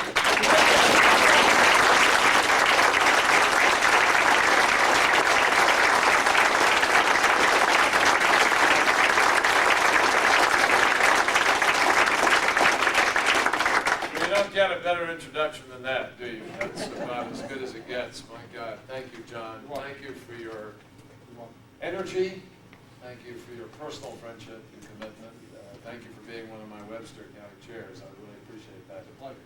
But most importantly, thank you for being a good citizen who's prepared to tackle the role of making our democracy work when it counts, and I really appreciate that, and I think everybody here does. And Ed O'Leary is another one of my county chairs. Thank you, Ed, very much, and the famous Jane Burleson. Thank you. Thank you very much. You're the best. I like that patriotic, rock and roll. Thank you all very, very much. I tell you, Iowa has been good for my psyche today because I've been in mourning for the Boston Red Sox for the last 24 hours. I came out here, and, well, I'm glad you can laugh. I'm still in the hardcore crying stage. My God. 5-2, 5 outs, 8th inning. Whoa, when have you ever heard of that? Pitcher tells the manager what to do. Somebody got that backwards. I don't know. But anyway, and most importantly, and I know you all were rooting for the Cubs out here. This is Cubby country. But wouldn't it have been truly the greatest thing in the world to have had those two old ballparks, the two great original teams, and the incredible squaring off of two teams that have not broken the curse for the second. So anyway, here's where we are. But it proves that hope springs eternal. And I'm getting up enough courage to begin to say, next year could be the year. And then we'll come back with full of power. Anyway, thank you for being here. I know that you got Cyclones and Hawkeyes on the tube this afternoon, so this is a very impressive turnout. Either you care a lot about your country or you hate football, or I don't know. It's a combination. I'm very, very grateful to you. Jeff, thank you so much for being here. I didn't hear the whole introduction to you. I was busy entertaining this wonderful young woman over here. Who's now, look at that, she says, yeah. But Jeff, were you a Ranger? Yes, sir. You're a Ranger, yeah. And I suppose many of you know this.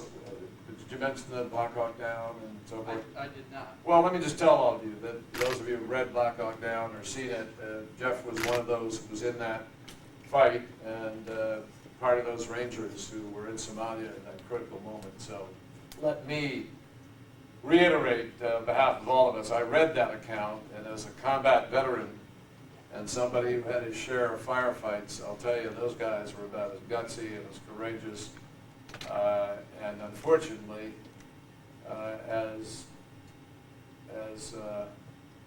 semi-abandoned in a sort of command screw-up as you can be, and they showed about as much gumption and as much initiative and as much guts as young Americans are capable of doing under that kind of fire. We're very, very proud of you. Thank you very much, Jeff.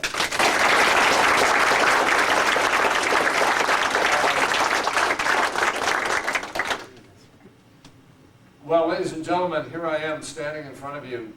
I made it to the final 9.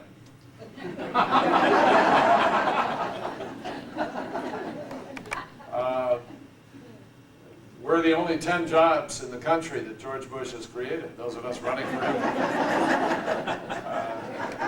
It says something about where we are, doesn't it? This is serious business. You all know that. I'm here to ask you for your trust and for your affirmation as the person who has the best ability to lead our nation to the place that it deserves to go and needs to go. That's not a small ask. I understand that. I'm asking for the privilege of walking in the footsteps of people with names like Washington and Jefferson and Adams and Lincoln and Roosevelt's, Wilson, Truman, Kennedy, and Clinton's extraordinary 8 years of economy that were unparalleled in history of modern economics. So you all have to look at us pretty carefully, and I'm asking you to. I'm asking you for the scrutiny. I'm asking you to look beyond the simple slogans and the rhetoric. I'm asking you to look at the lifetimes that we may or may not have committed to define who we are, what we think is important, what we're willing to fight for, and where we want to take this great country of ours. That's the measurement. Because you're looking to find out who you can trust with your children, your children's future, with your lives, with your country. And it's not a small thing. I respectfully suggest to you, and I say this, I say respectfully, because I respect the people I'm running against. They're good people, all of them. But there are differences in what we believe are the priorities and how you achieve them. There are differences in the skill sets and experience that we bring to this task of the presidency. As Gary Hart said to me, said to a group of reporters about 3 weeks ago when he endorsed me, Gary Hart opened his endorsement statement by saying, you know, I'm of the quaint notion that in the United States, when you run for President of the United States, you ought to be qualified for the job. And the job is many-fold. I've worked with presidents now for quite a long period of time. I've had many a meeting in the White House, in the cabinet room, in the Oval Office, privately. And I've seen various presidents and how they handle it and what they do. I believe that we need real leadership right now. Leadership. And leadership is having the courage to make choices that are tough, to be able to take our nation to a better place and to have a conversation in America. A real conversation about the things that make a difference to our lives, that affect the quality of life, that help to define the really higher goals and aspirations of the United States of America, not just playing the lowest common denominator, not just driving a wedge between people, not just finding the political hot button and putting it out there and playing to people's cheap emotions with some bumper sticker slogan that does nothing to educate our children or provide health care or make us safer or provide for the long-term environmental protection of our land and water and air. I came to politics in the 1960s. I was part of that civil rights effort originally when we tried to break the back of Jim Crow in the South, when we watched Bobby Kennedy send the National Guard down there to stand up against Bull Connor and his police dogs and the incredible struggles that were taking place. I volunteered in 1965 to go to Vietnam. When Lyndon Johnson said, we need 500,000 more troops to stand up against communism, and we were coming out of the sort of Cold War, and a lot of us had very traditional assumptions and expectations about our nation. I volunteered to go to Vietnam. I fought for my country. And I came back from that war having learned that the strategy, the policy, the tactics, the politics were bankrupt.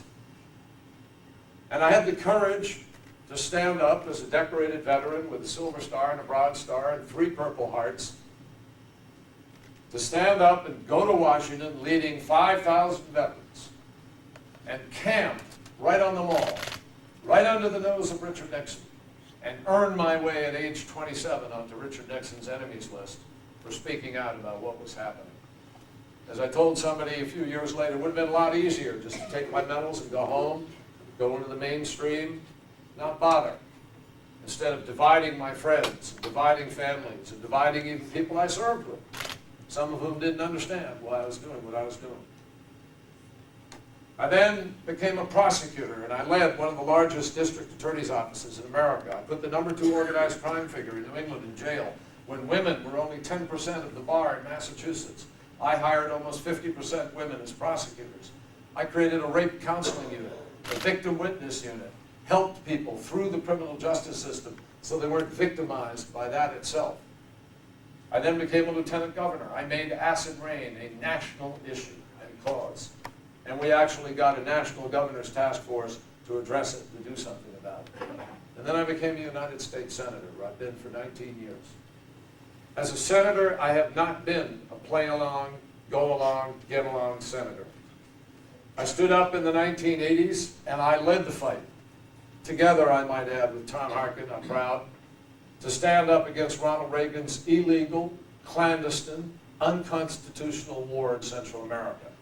I'm the senator who blew the whistle on Oliver North and his private aid network. I'm the senator who stood up against Noriega and drugs and the CIA. I'm the senator who blew the whistle on that illegal bank that brought $30 million of Osama bin Laden's money into America and tried to pollute the veins of our children with drugs and break our laws with money laundering. John McCain and I stood up together and led the effort to get accountability from our government. For 20 years, no one got answers. We asked the questions, we got tough, we got the answers for POW MIA, for families that haven't had answers in years. We extended the GI Bill. We raised the quality of our health care via the VAs. We created the post-Vietnam stress syndrome recognition and outreach centers. We passed Agent Orange recognition. We did the same ultimately for Gulf War syndrome. Why do I say these things to you? Because you've got to make a judgment about character here. You've got to make a judgment about who, when we all throw these words at you, are they words or are they beliefs? Are they something that I can trust this person has actually proven a willingness to fight for? Unlike some candidates in this field, I'm not new to the Democratic Party for 3 weeks. I didn't just decide who I am politically. These are values I've been fighting for 35 or 40 years. And they are the values that define us as Democrats, and frankly, they are the best values that define us as Americans. Now, you don't win the presidency by just pointing out what you've done, and that's not the story. But the prologue to where you want to go is the road you have traveled. And your ability to validate what I say comes from your trust that, yeah, Kerry was there. He fought that fight. He took them on. He stood up. He was willing to be counted. I stood up against George Bush's last tax cut, the one before it. His budget-busting, deficit-creating, loophole-opening, special interest coddling, job-destroying tax cuts that were wrong then, and they're even more wrong today. Now, I believe that there is a vision we Democrats can offer, and I believe I am the best candidate to run against George Bush and win, and the polling data, if you look at it, tells you that. Every poll that's been done so far, which runs blind stories without a name, just what the people are saying and what the background is, I have the best chance of beating George Bush next November. And Iowa is the place where it all begins. You're the people who set us on this trail. You have this blessing, and maybe it's a curse too, because you spend a lot of time at it, you're awful serious at it. I know I supported Mo Udall back in 1976. Mo came out here, and I know he said to some woman, he said, you know, geez, I've seen you a few times, and I've talked to you, I hope I can get your support. And she looked at him and said, well, I've only met you 4 times. So I know how hard you all make us work, and I respect that. That's just fine. But here's why I want you to join in this effort. Here's why I want you to be part of this grassroots movement to change our country. Number one, because I believe very deeply there's a different vision for our country as to how we treat working people and how we put people to work and how we respect work in the workplace. This country is losing its whole sense of fairness, on which we're supposed to value work and the way in which the relationship between those who run the companies and those who work at the companies is supposed to be. And I'm tired of watching chief executives squeeze their workers, set aside retirement funds for themselves, refuse to let people have choice in their 401ks or savings, lock them into their pensions, while they go offshore, hide their money in bank accounts, take advantage of loopholes, and forget about America.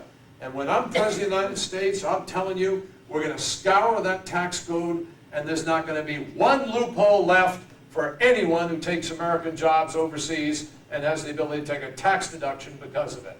That's not patriotic, and it's not fair. And yes, you're entitled to clap when I say that.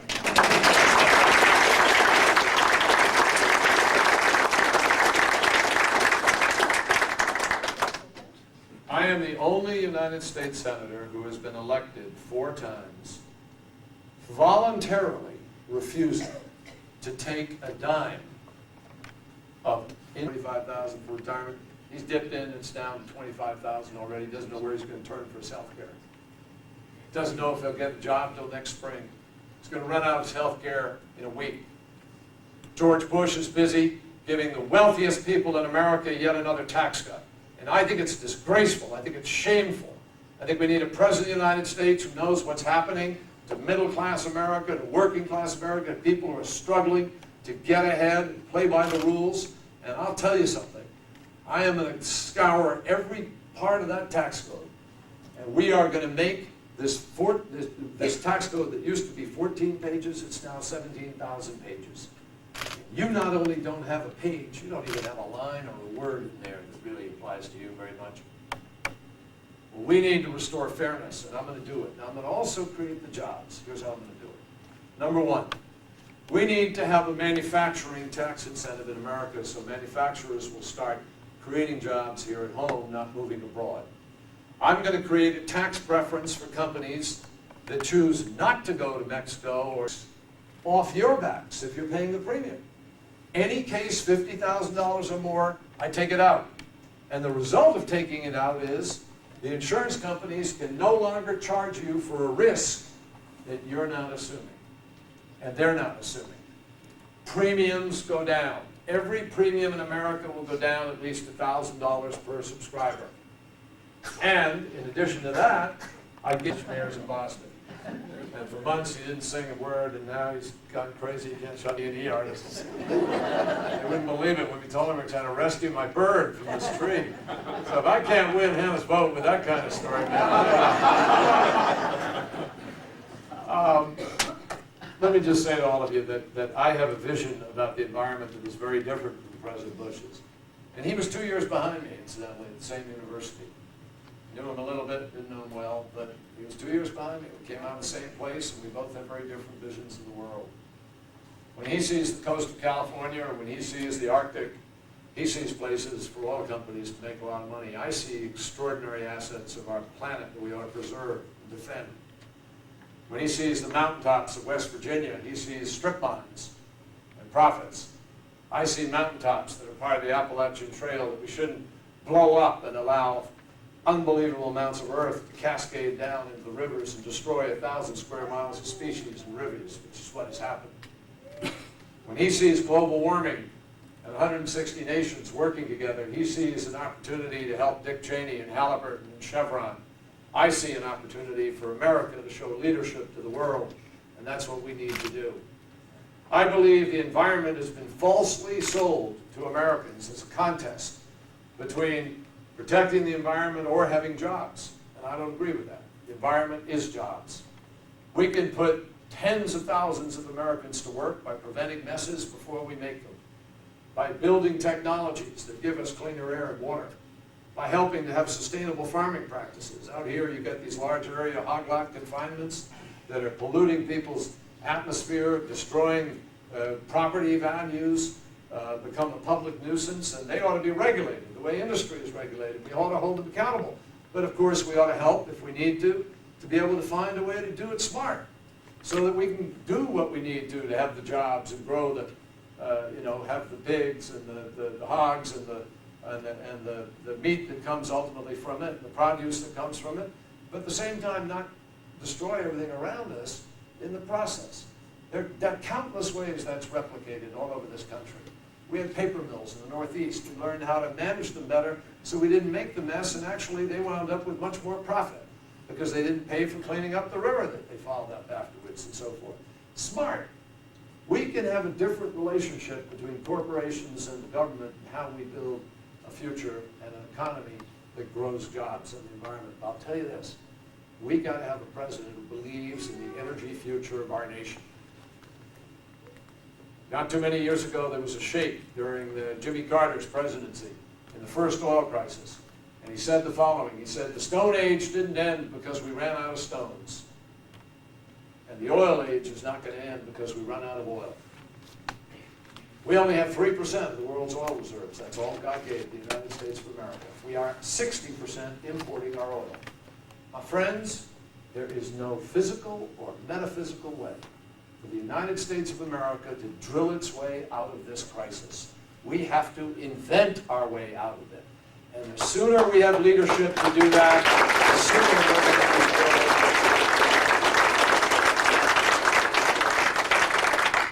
Last thing I want to say before I ask a question. I want you to ask me every tough question you can.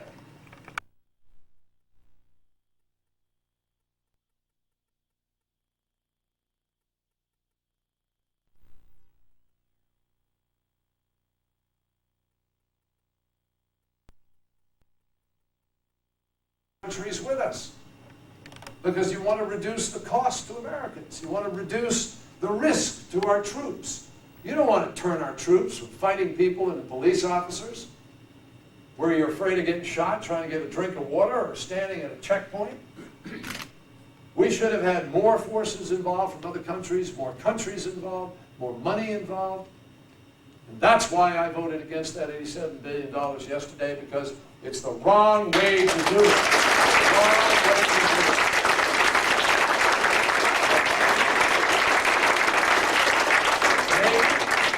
Make no mistake, we have to succeed in Iraq. And I am personally prepared to spend whatever it takes to defend our troops, to make sure we have the ability to do what we need to do, because we need to be successful in terms of the war on terror. But I know that we can be more successful if we were to reach out more to the United Nations, have them do the humanitarian, civilian component of it, while we keep control of the security component. I will never allow American forces to be under the command of a foreign commander. And I will keep control of the security piece, but I promise you the UN is more prepared to do the civilian transfer of authority, and we have to end the sense of American occupation and get the target off of our troops. So ladies and gentlemen, we need a leader for this moment in world history. We need a leader who's prepared to do bilateral negotiations with North Korea in order to deal with the problem of their nuclearization and also the rest of the issues that are still there from the Korean War. We need a president who's prepared to deal with AIDS in Africa, a president who's prepared to deal with loose nuclear materials in the former Soviet Union, a president who's going to take us back to the table on global warming, a president who has a very different vision for how we make friends in the world, how we raise our influence, how we deal with less developed countries, how we build the real long-term security of the United States of America. I think we need to remember that patriotism, I consider myself a patriot because I love my country. I'd put on my uniform again if we were threatened, and I'd go give my life tomorrow for the United States of America if we were truly threatened and it required the manpower to do that. But I think the real definition of patriotism is not just being willing to do that, it's being willing to make the tough choices. The tough choices about fairness, about resisting special interests, about putting America's real priorities like prescription drugs and health care and educating our children and not making a mockery of the words "leave no child behind," and being strong and standing up with respect to the environment and the obligations we have to leave this country in better shape than we were given it by our parents. That's our obligation, and it's at risk today. That is at risk today. So as you think about 3 months from now, I hope it won't be a cold January night, but it is a January night. You all are going to caucus. You're going to send a message, and whoever comes out of here goes with some energy into New Hampshire and on. I hope you will come to this effort to restore America's place in the world, to put Americans back to work, to make our workplace fair again, to live up to our responsibilities. And I just ask you to remember this. 1789, Dr. Benjamin Franklin walked out of that great hall in Philadelphia, walked down the steps late at night. And they were deliberating about the future, what we would be. And a woman came up to him and she said, Dr. Franklin, what do we have? A monarchy or a republic? And he looked at her and he said, a republic, if you can keep it. If you can keep it. We're only 228 years old. This is an experiment. And it's up to us to live up to what President Kennedy said is the challenge of every generation, which is to write our portion of history, to define our part of the American journey. I think we deserve a lot better definition than what we're being given today. We deserve a lot better conversation. We deserve better choices. We deserve the truth. And I'm asking you to join me in an effort to make that the center of American politics. Thank you for being here.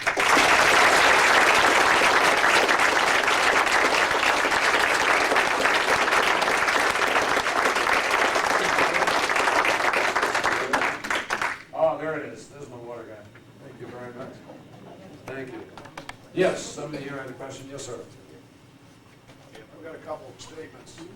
Healthcare, the way it is now, discourages people from starting their own businesses because they can't afford it.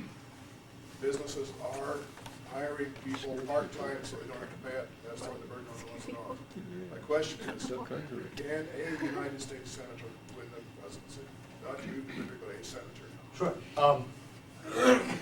Let me make a comment on the healthcare first, and then I'll answer your second question, which is, I've been chairman of the Small Business Committee. I'm the only senator, I'm the only person running, in fact, who has started, I think, their own small business. My small business still exists in Faneuil Marketplace in Boston, 22 years later. And it's not a huge business, but it taught me a lot about paperwork, withholding taxes, you know, part-time employees, the whole deal. I have, as chairman of the Small Business Committee, therefore, I've been really working hard to make capital available to small businesses, to reduce the paperwork small businesses have to go through for lending, to try to unify the tax forms, federal and state, so small businesses don't have to pay more for accountants. It could reduce the administrative burden, and to allow small businesses to even take their own profits and lend money to themselves, tax-free, no penalty, out of the taxes they owe the government, so that if they need working capital, they become their own lender, and it's deferred without interest, and they pay it off down the road when if there's an economic downturn. That's a way for people hopefully to get back on their feet. Because a lot of businesses need working capital. They're perfectly legitimate. They've got vendors, they've got contracts, but they can't quite make it through, and they can't find the cash to make it through because a lot of the banks tighten up on them. So there are a lot of things I think we could do to help business, and one of the prime things I do, Marcus, is I provide a 50% tax credit for the purchasing of health insurance for employees. So when you combine my cost control with the 50% tax credit, health insurance suddenly becomes far more affordable to small businesses. And that's what I want to have happen. Now, can a senator win? Absolutely, of course a senator can win. The predicate of whether or not a senator can win or not win is not simply because that hasn't happened in the last few years, or because you had a governor from Arkansas or a governor before who was running, you didn't have that many senators, but it depended a lot on what the senator's message is. It depends a lot on what the senator's qualifications are, and it depends a lot on what the senator's campaign is like. In the past, I've watched senators run, and one of the reasons they don't run that effectively sometimes is they don't get out of Washington and run. and stop, you have to stop being a senator to a certain measure. Now, I, have lived up to my responsibilities. Like yesterday, it was important to be back in Washington and voting, and I canceled things here and I went back to vote. But for many days before that, I have an arrangement, as the rest of us have with Tom Daschle. If we're not the difference on a vote, it's sort of agreed we're not going to be there. So I'm out campaigning, building a huge national organization. I am the only campaign other than Howard Dean that's raised over $20 million. I have campaign offices in some 20 states. I have a huge, terrific operation out here run by the great John Norris over here. Many of you know him.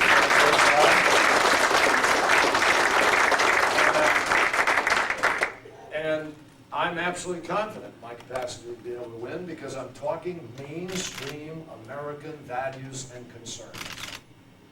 I was the first, one of the first Democrats in 1985 to stand up and fight for deficit reduction. I was an original 3 authors, sponsors of Graham Ruttman Hollings Deficit Reduction Act.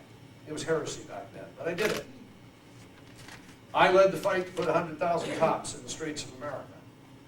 I stood up long before it was accepted and started talking about how we need to build a consensus about education reform in America and begin to change things and move forward. I voted for welfare reform. My colleague did not.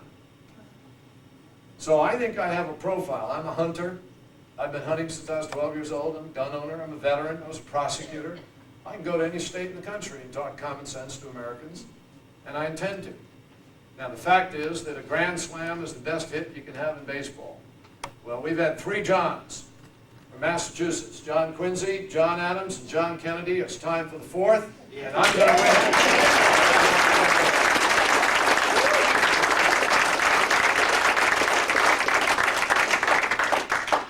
By the way, he was a senator, and people liked him pretty well.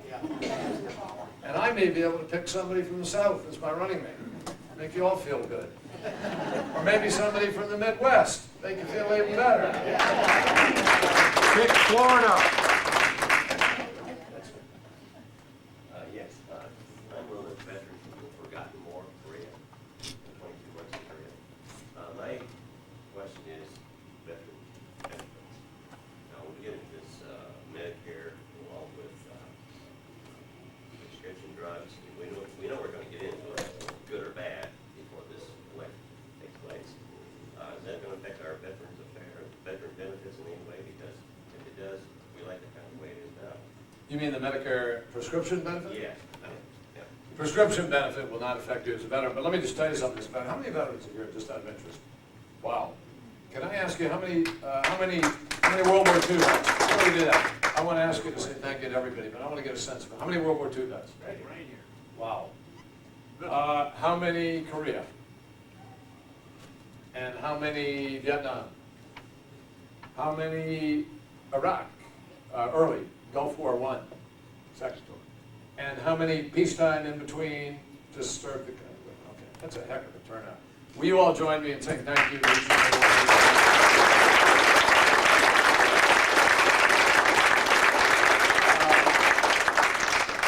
one of the things that I really am proudest of, and I mentioned it a little bit in my opening comments, is the work I've done with veterans. When I came back from Vietnam, it was controversial. I opposed the war, and I know it was. But you know what I'm proudest of? We didn't just oppose the war. We were the ones who pointed out what was happening to vets in the VA hospitals.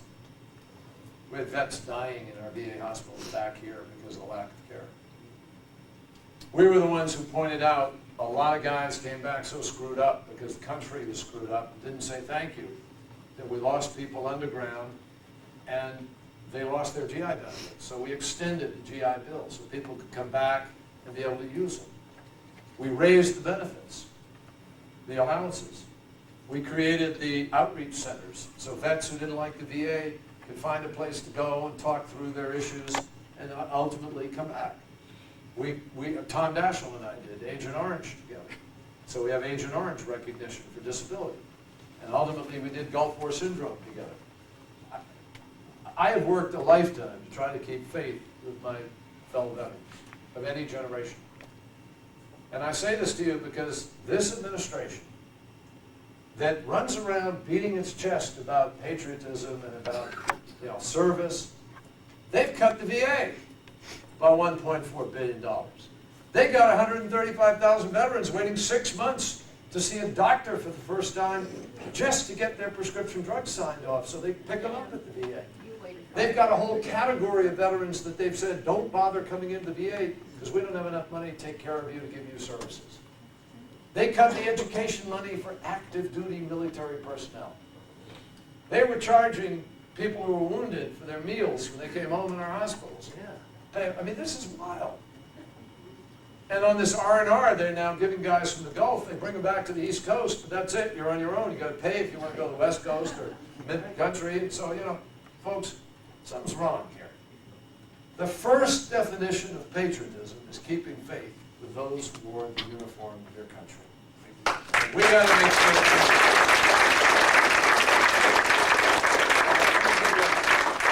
Let me give you a last example of what they do. Everybody, some of you, all the vets know what this is, concurrent receipt. If you work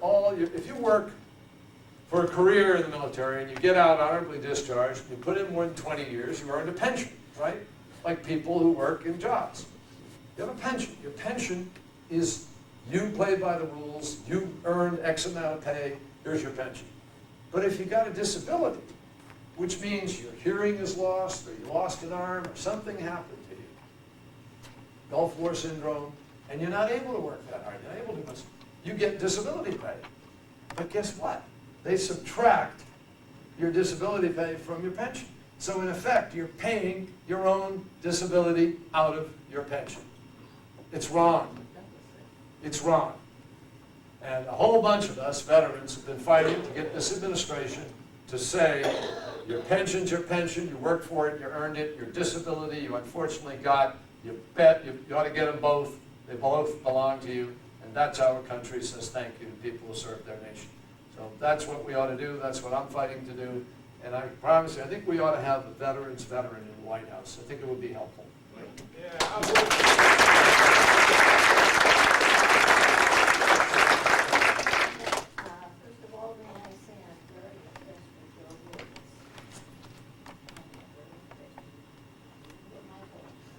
Did you hear that? That's Iowa. God bless you. I love it. I want to ask you a question. Yes, ma'am. How you voted, did you vote for the raise for the congressman when they sort of silently, unobtrusively went down the basement and ordered themselves a raise? The last raise? No. No. You did? I have voted previously for raises, and I'll tell you why. I'll tell you why. I think they have a lot of perks. I disagree with you. Well, here's the problem. I don't disagree to some degree, but here's the problem. I am blessed to be wealthy. And a lot of my colleagues have to maintain 2 homes, 2 of everything. And there are enormous expenses that people never see in going from here to there, back and forth. They wind up picking up bills. They take people out. Somebody doesn't reach for their wallet first. You reach. It's out of pocket. There are just enormous things that people don't see. And I found it very uncomfortable because I'm well off to vote no to my colleagues. Now, I did that a couple of years ago. Last time, I said no. And the reason I did was because of what had happened to the economy, because of what was happening to Americans, because of the choices we were making with the tax cut, and I thought it was completely inappropriate under those circumstances until Congress got it right for Congress to give itself a pay raise. That's why I said that.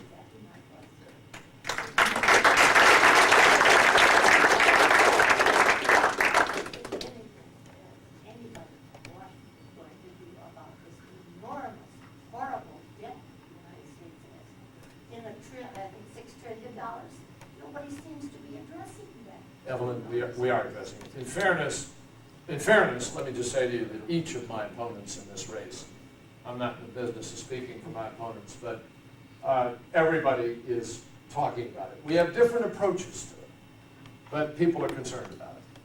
Now, let me just share with you, because I want you, again, I told you I want you to know exactly where I'm coming from, and I want you to. I said that in 1985, I was one of the first sponsors of the effort to reduce the deficit. It is worse today than it was then. In 1993, a young president called Bill Clinton came into office. we Democrats expended all our political capital to pass the Deficit Reduction Act of 1993. We did it without one Republican vote. Not in the House, not in the Senate. We won by one vote. Vice President Gore cast the tie vote. I remember Phil Graham, Trent Lott, down on the floor, sounding Armageddon, saying, this is going to be the worst economy in American history. We're going to lose all our jobs. We're going to have a depression, blah, blah, blah, blah, blah. But what happened? We had the lowest inflation in American history, the lowest unemployment. We created 23 million new jobs. We lifted every segment of the economy, every income earning level of America. Bottom to top, all went up. And we not only balanced the budget of America, but we paid down the debt for 2 successive years in a row. We left George Bush with a $5.6 trillion surplus. He has turned it into a $2 trillion deficit as far as the eye can see. We have a $500 billion plus deficit just this year, the biggest in American history.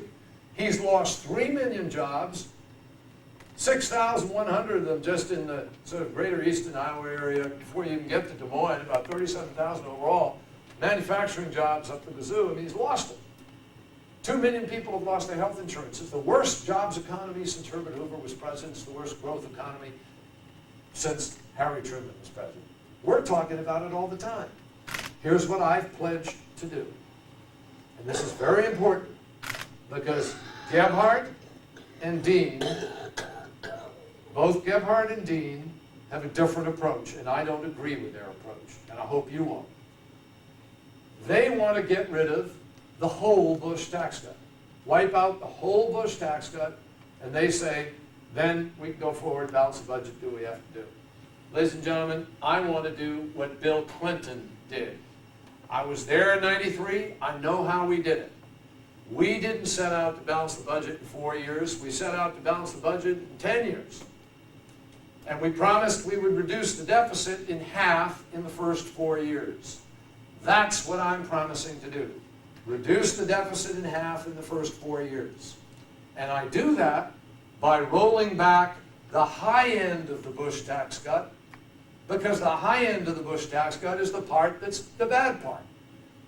But if you get rid of what Gebhardt and Dean want to do, which is the whole Bush tax cut, here's what happens.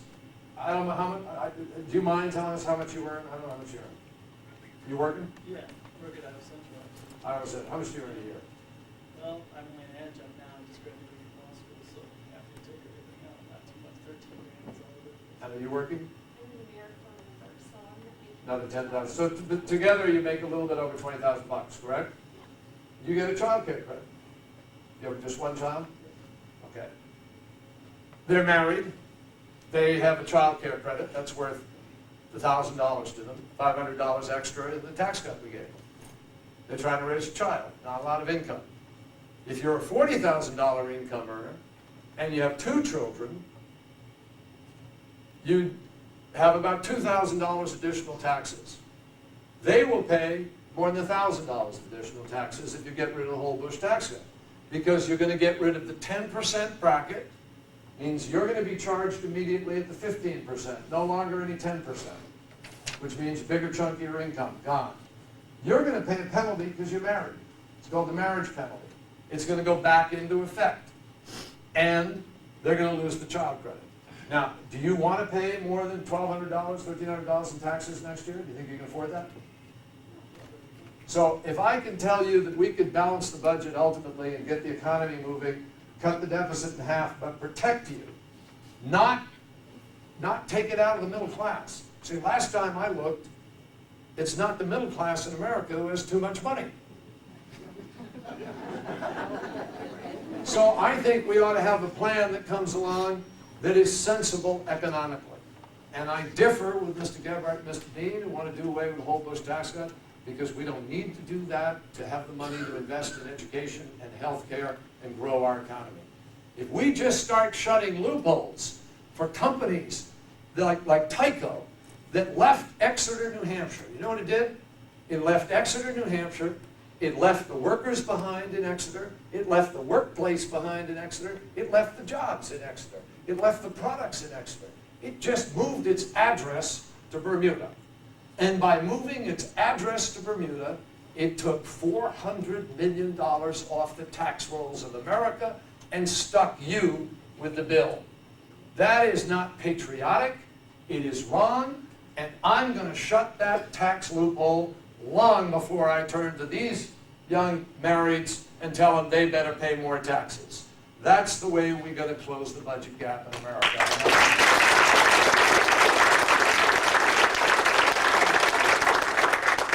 Try one more. Evan, I already mentioned you, so you better get a question. If and when you become president, How about just the when? what do you think your first acts will be? Such for like prescription drugs, military. Let me tell you what I'm going to do, Evan. It's a really excellent question. The first thing I'm going to do is, once you're sworn in, you take the oath of office, you go back to the White House, there are a set of executive orders that you can issue like Bush did. Bush issued executive orders to prevent family planning from being done properly on an international basis and so forth. I will review the executive orders that we need to undo, and I will undo them. But in terms of big stuff, really big stuff, I'm going to set out in my State of the Union message to America the following agenda, specifically. Number one, health care for all Americans. I'm going to allow every American to buy in to the same health care plan that congressmen and senators get themselves, and I'm going to pass this cost control prescription drug component. We're going to get that done. Secondly, I'm going to pass an economic development package for America that puts America back to work. The incentives that I talked about for manufacturing, the tax credits that we need to keep jobs here, the education funding that we need to accelerate the creation of the jobs, the assistance I want to provide states like Tom Vilsack here and the governors across the country have all been either forced with raising taxes or cutting services, which lowers the quality of life for the tune all over the nation, including California. It's the tune of $90 billion. Just what we paid to Iraq the last vote yesterday, just about. So I want to make sure that we roll back. You know what I tried to do? Joe Biden and I brought an amendment to say that we thought that if we can turn to a National Guardsman and say we want you to spend another year in Iraq and you should sacrifice, we thought that the wealthiest people in America could sacrifice a little bit. So we had an amendment to say that we should pay the $87 billion in full, not add it to the deficit. And the way we would pay it in full is reducing the wealthy people's tax cut from $690 billion over the next 10 years to $600 billion over the next 10 years. Do you think they could vote for it? Do you think the president could embrace it? No. We lost that vote, my friend.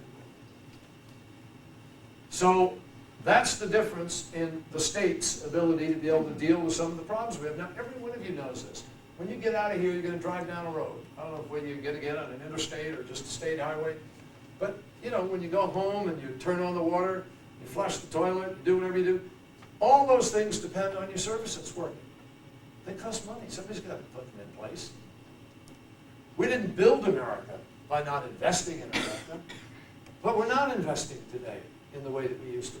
I can put Americans back to work tomorrow if we begin to invest in this way, Evan, and that's one of the things I'm going to put in front of the country.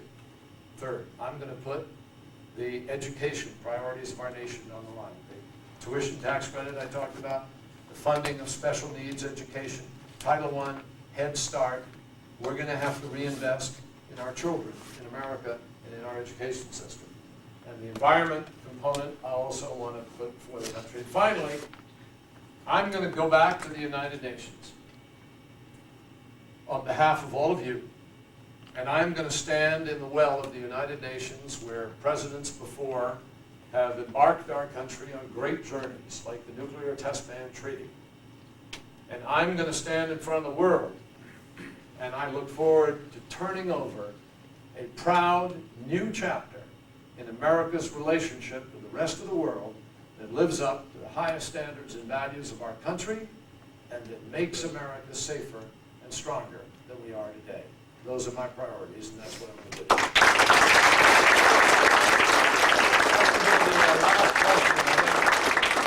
Last question here, somebody did. Yeah. Okay, you're talking all these issues, but I see both sides of the aisle taking a big view on any illegals that come into this country that gets better health care, better treatment, driver's licenses now, and you're putting this up as to be something that you're going to do for all of us that work. I'm 100% service connected from Vietnam. I served honorably. I got medals like you.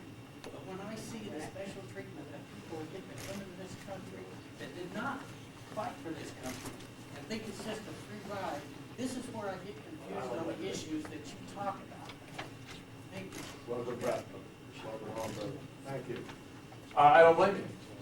You're right. We need immigration reform. I'm for immigration reform. We need to do a number of different things to make our immigration system fair and make sense. Now, the most important thing we need to do is fulfill the promise that President Bush made when he said he would sit down with President Vicente Fox and he said he would negotiate border rules and immigration reform. Where is he? He doesn't even talk to Vicente Fox since he didn't vote for the war in Iraq at the UN. They barely have this great friendship they used to have. So we need better border coverage in America. Right. That's what one of the questions was. A part of it, I was going to say, what do you intend to do about the homeland security in which this country is? Well, let me tell you, I tend to do a bunch of things. And it's one of the reasons why I'm very proud that in the last 2 weeks, the International Association of Firefighters has endorsed my candidacy for president. And we stood up in Washington the other day, in New Hampshire, in Boston, and out here in Iowa, with a lot of firefighters, because do you know that 2/3 of the firehouses in America are understaffed? Over 50% of the firefighters in America don't have the communications equipment they're supposed to have. A lot of firefighters still don't have training in hazardous materials. These are the first responders. Likewise, we have police officers being laid off across the country. We have early warning and early defense things for biological and chemical warfare that haven't been put in place. Even though the administration tells us it's not a question of if, it's a question of when. You've heard them say that. But there's a whole level of preparedness that has not been funded. Again, ladies and gentlemen, I've been in Washington 19 years. I have to tell you, it's a choice. Every day is a choice. The budget is the single biggest statement of your priorities that a president makes. When a president sends the budget to Congress, the president is setting forth his or her priorities.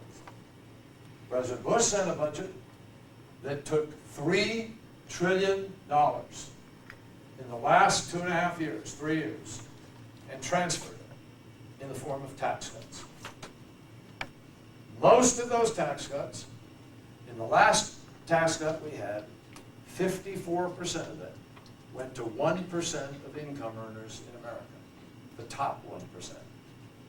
94% of it went to the top 20% of income earners in America. So, John, that's a choice. I didn't make that choice. I voted against that. They made that choice. That's why I'm here running for president, to offer you a better set of choices. I'm for growing wealth in America. I want to create millionaires. I want to create billionaires. You can't be a Democratic Party that loves jobs and hates the people who create them. We need to embrace entrepreneurial, creative activity. That's what we did with Bill Clinton when we created those 23 million new jobs. But with President Bush, we're not doing the kind of investing that excites that kind of job creation. So here's the bottom line, John. There are choices. My choice is to have the border control, to do the immigration reform, but there's also a lot of unfairness in the immigration system. We have people who've been here for years, who pay their taxes, play by the rules, and they're having trouble being able to transition into citizenship. We'd be smarter to transition them into citizenship if they've stayed out of trouble, paid their taxes, and they've got a job. So I want immigration reform that's fair to people, that doesn't try to make this a scapegoating thing. And here's another thing. Who's hiring these illegal workers? Who's paying them? What we need to do is get a little more standard in America about our employers who go out and pay these people rather than even when they know what's going on. And we ought to apply that law also. I want to stop people having to die in the desert trying to come over here for work. And we deserve immigration reform that does that. Now, let me just close by saying this to everybody.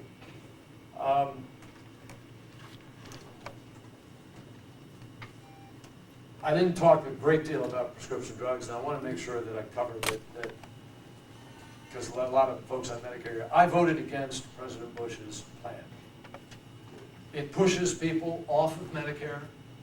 It pushes them into the privates.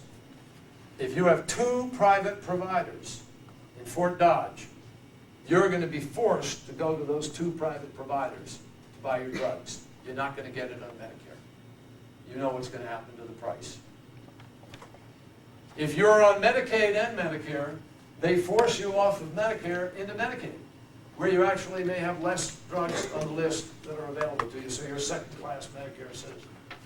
And you got a great big gap in the middle, big hole, where you're paying a premium, but you're not getting anything for it. I want a Medicare drug benefit, and unlike some other candidates in this field, I have never suggested cutting Medicare $270 billion in order to do what we needed to do with our budget. We shut down the government of the United States of America, remember? We shut it down in 1995. We didn't shut it down. Newt Gingrich and his friends shut it down. And the fact is, there's another candidate in this race running who supported Gingrich for that $270 billion cut and who now wants to pretend, well, let's not worry about things we did 8 years ago. Folks, you got to measure people by the fights they fight. That's what I said earlier. I'm for balancing the budget, but I'm never going to do it by cutting Medicare $270 billion and raising the premiums that way. That's what would have happened, and that's why we stood up. We, the Democratic wing of the Democratic Party, stood up against Newt Gingrich and said no. We won that fight, and today Medicare is strong until 2026 because we did that. Now, I want to just close by saying to everybody, John has in his hand a piece of paper. There are a bunch of these things here. I'd love you to fill one out. If you want to, you can join up on johnkerry.com. All my positions are there. If you want to pull down my whole health care plan, for those of you who've got internet hookup at home, go home, log on. You got the whole plan there. You can read the speech I gave at Georgetown University last January, where I warned the president about building the coalition, what it took to win the peace, what we needed to do. I think we need a president, my friends, who really can lead America at this point in time. I've spent a lot of time in the Middle East. Last year I was there and I met with President Mubarak, with Prime Minister Sharon, with King Abdullah, with Crown Prince Abdullah, and I mention these names to you because it's not a bad idea for a president to come into office who has actually worked with these people, who has a relationship, who has an understanding of the dynamics of the region and of how we deal with this. We can make peace in the Middle East. I know what that peace looks like. It's very close to what Bill Clinton got to in 2001, January. I know that we can restore our reputation in the world, and I know I can make us safer here at home by building the cooperative relationship. Look how the Chancellor of Germany runs for office against the United States of America, our ally. Look how the President of South Korea runs for office against the United States of America, our ally. All across the world today, American businessmen are losing contracts because countries are afraid to do business with America because of potential backlash or terrorism. We need to restore America's rightful place as a leader of the values that have brought us to where we are. And I promise you that on the domestic issues and on the foreign issues, I will spare no quarter to live up to the highest standards of the presidents who have gone before us in this country. And I just ask you to join me over the next 3 months. This is a tiny, tiny period of time. I started coming out here to Iowa just about a year ago now, a little less. I've been through the full season, folks. I gotta tell you, I grew pretty used to coming out here and measuring my life by the height of your corn and the color of soybeans and so forth. Pretty good at it. I gotta tell you, 3 months is a sprint. So I need every single one of you to help me in these next days to come out on that January night. Let's stand up for the values of our country. Let's do what we know we can do to win back the presidency. Let's restore our faith in our own democracy and our own politics. Let's go out and get it done. And I think we can put America back to work by putting Dick Cheney and George Bush out of work. Thank you very much.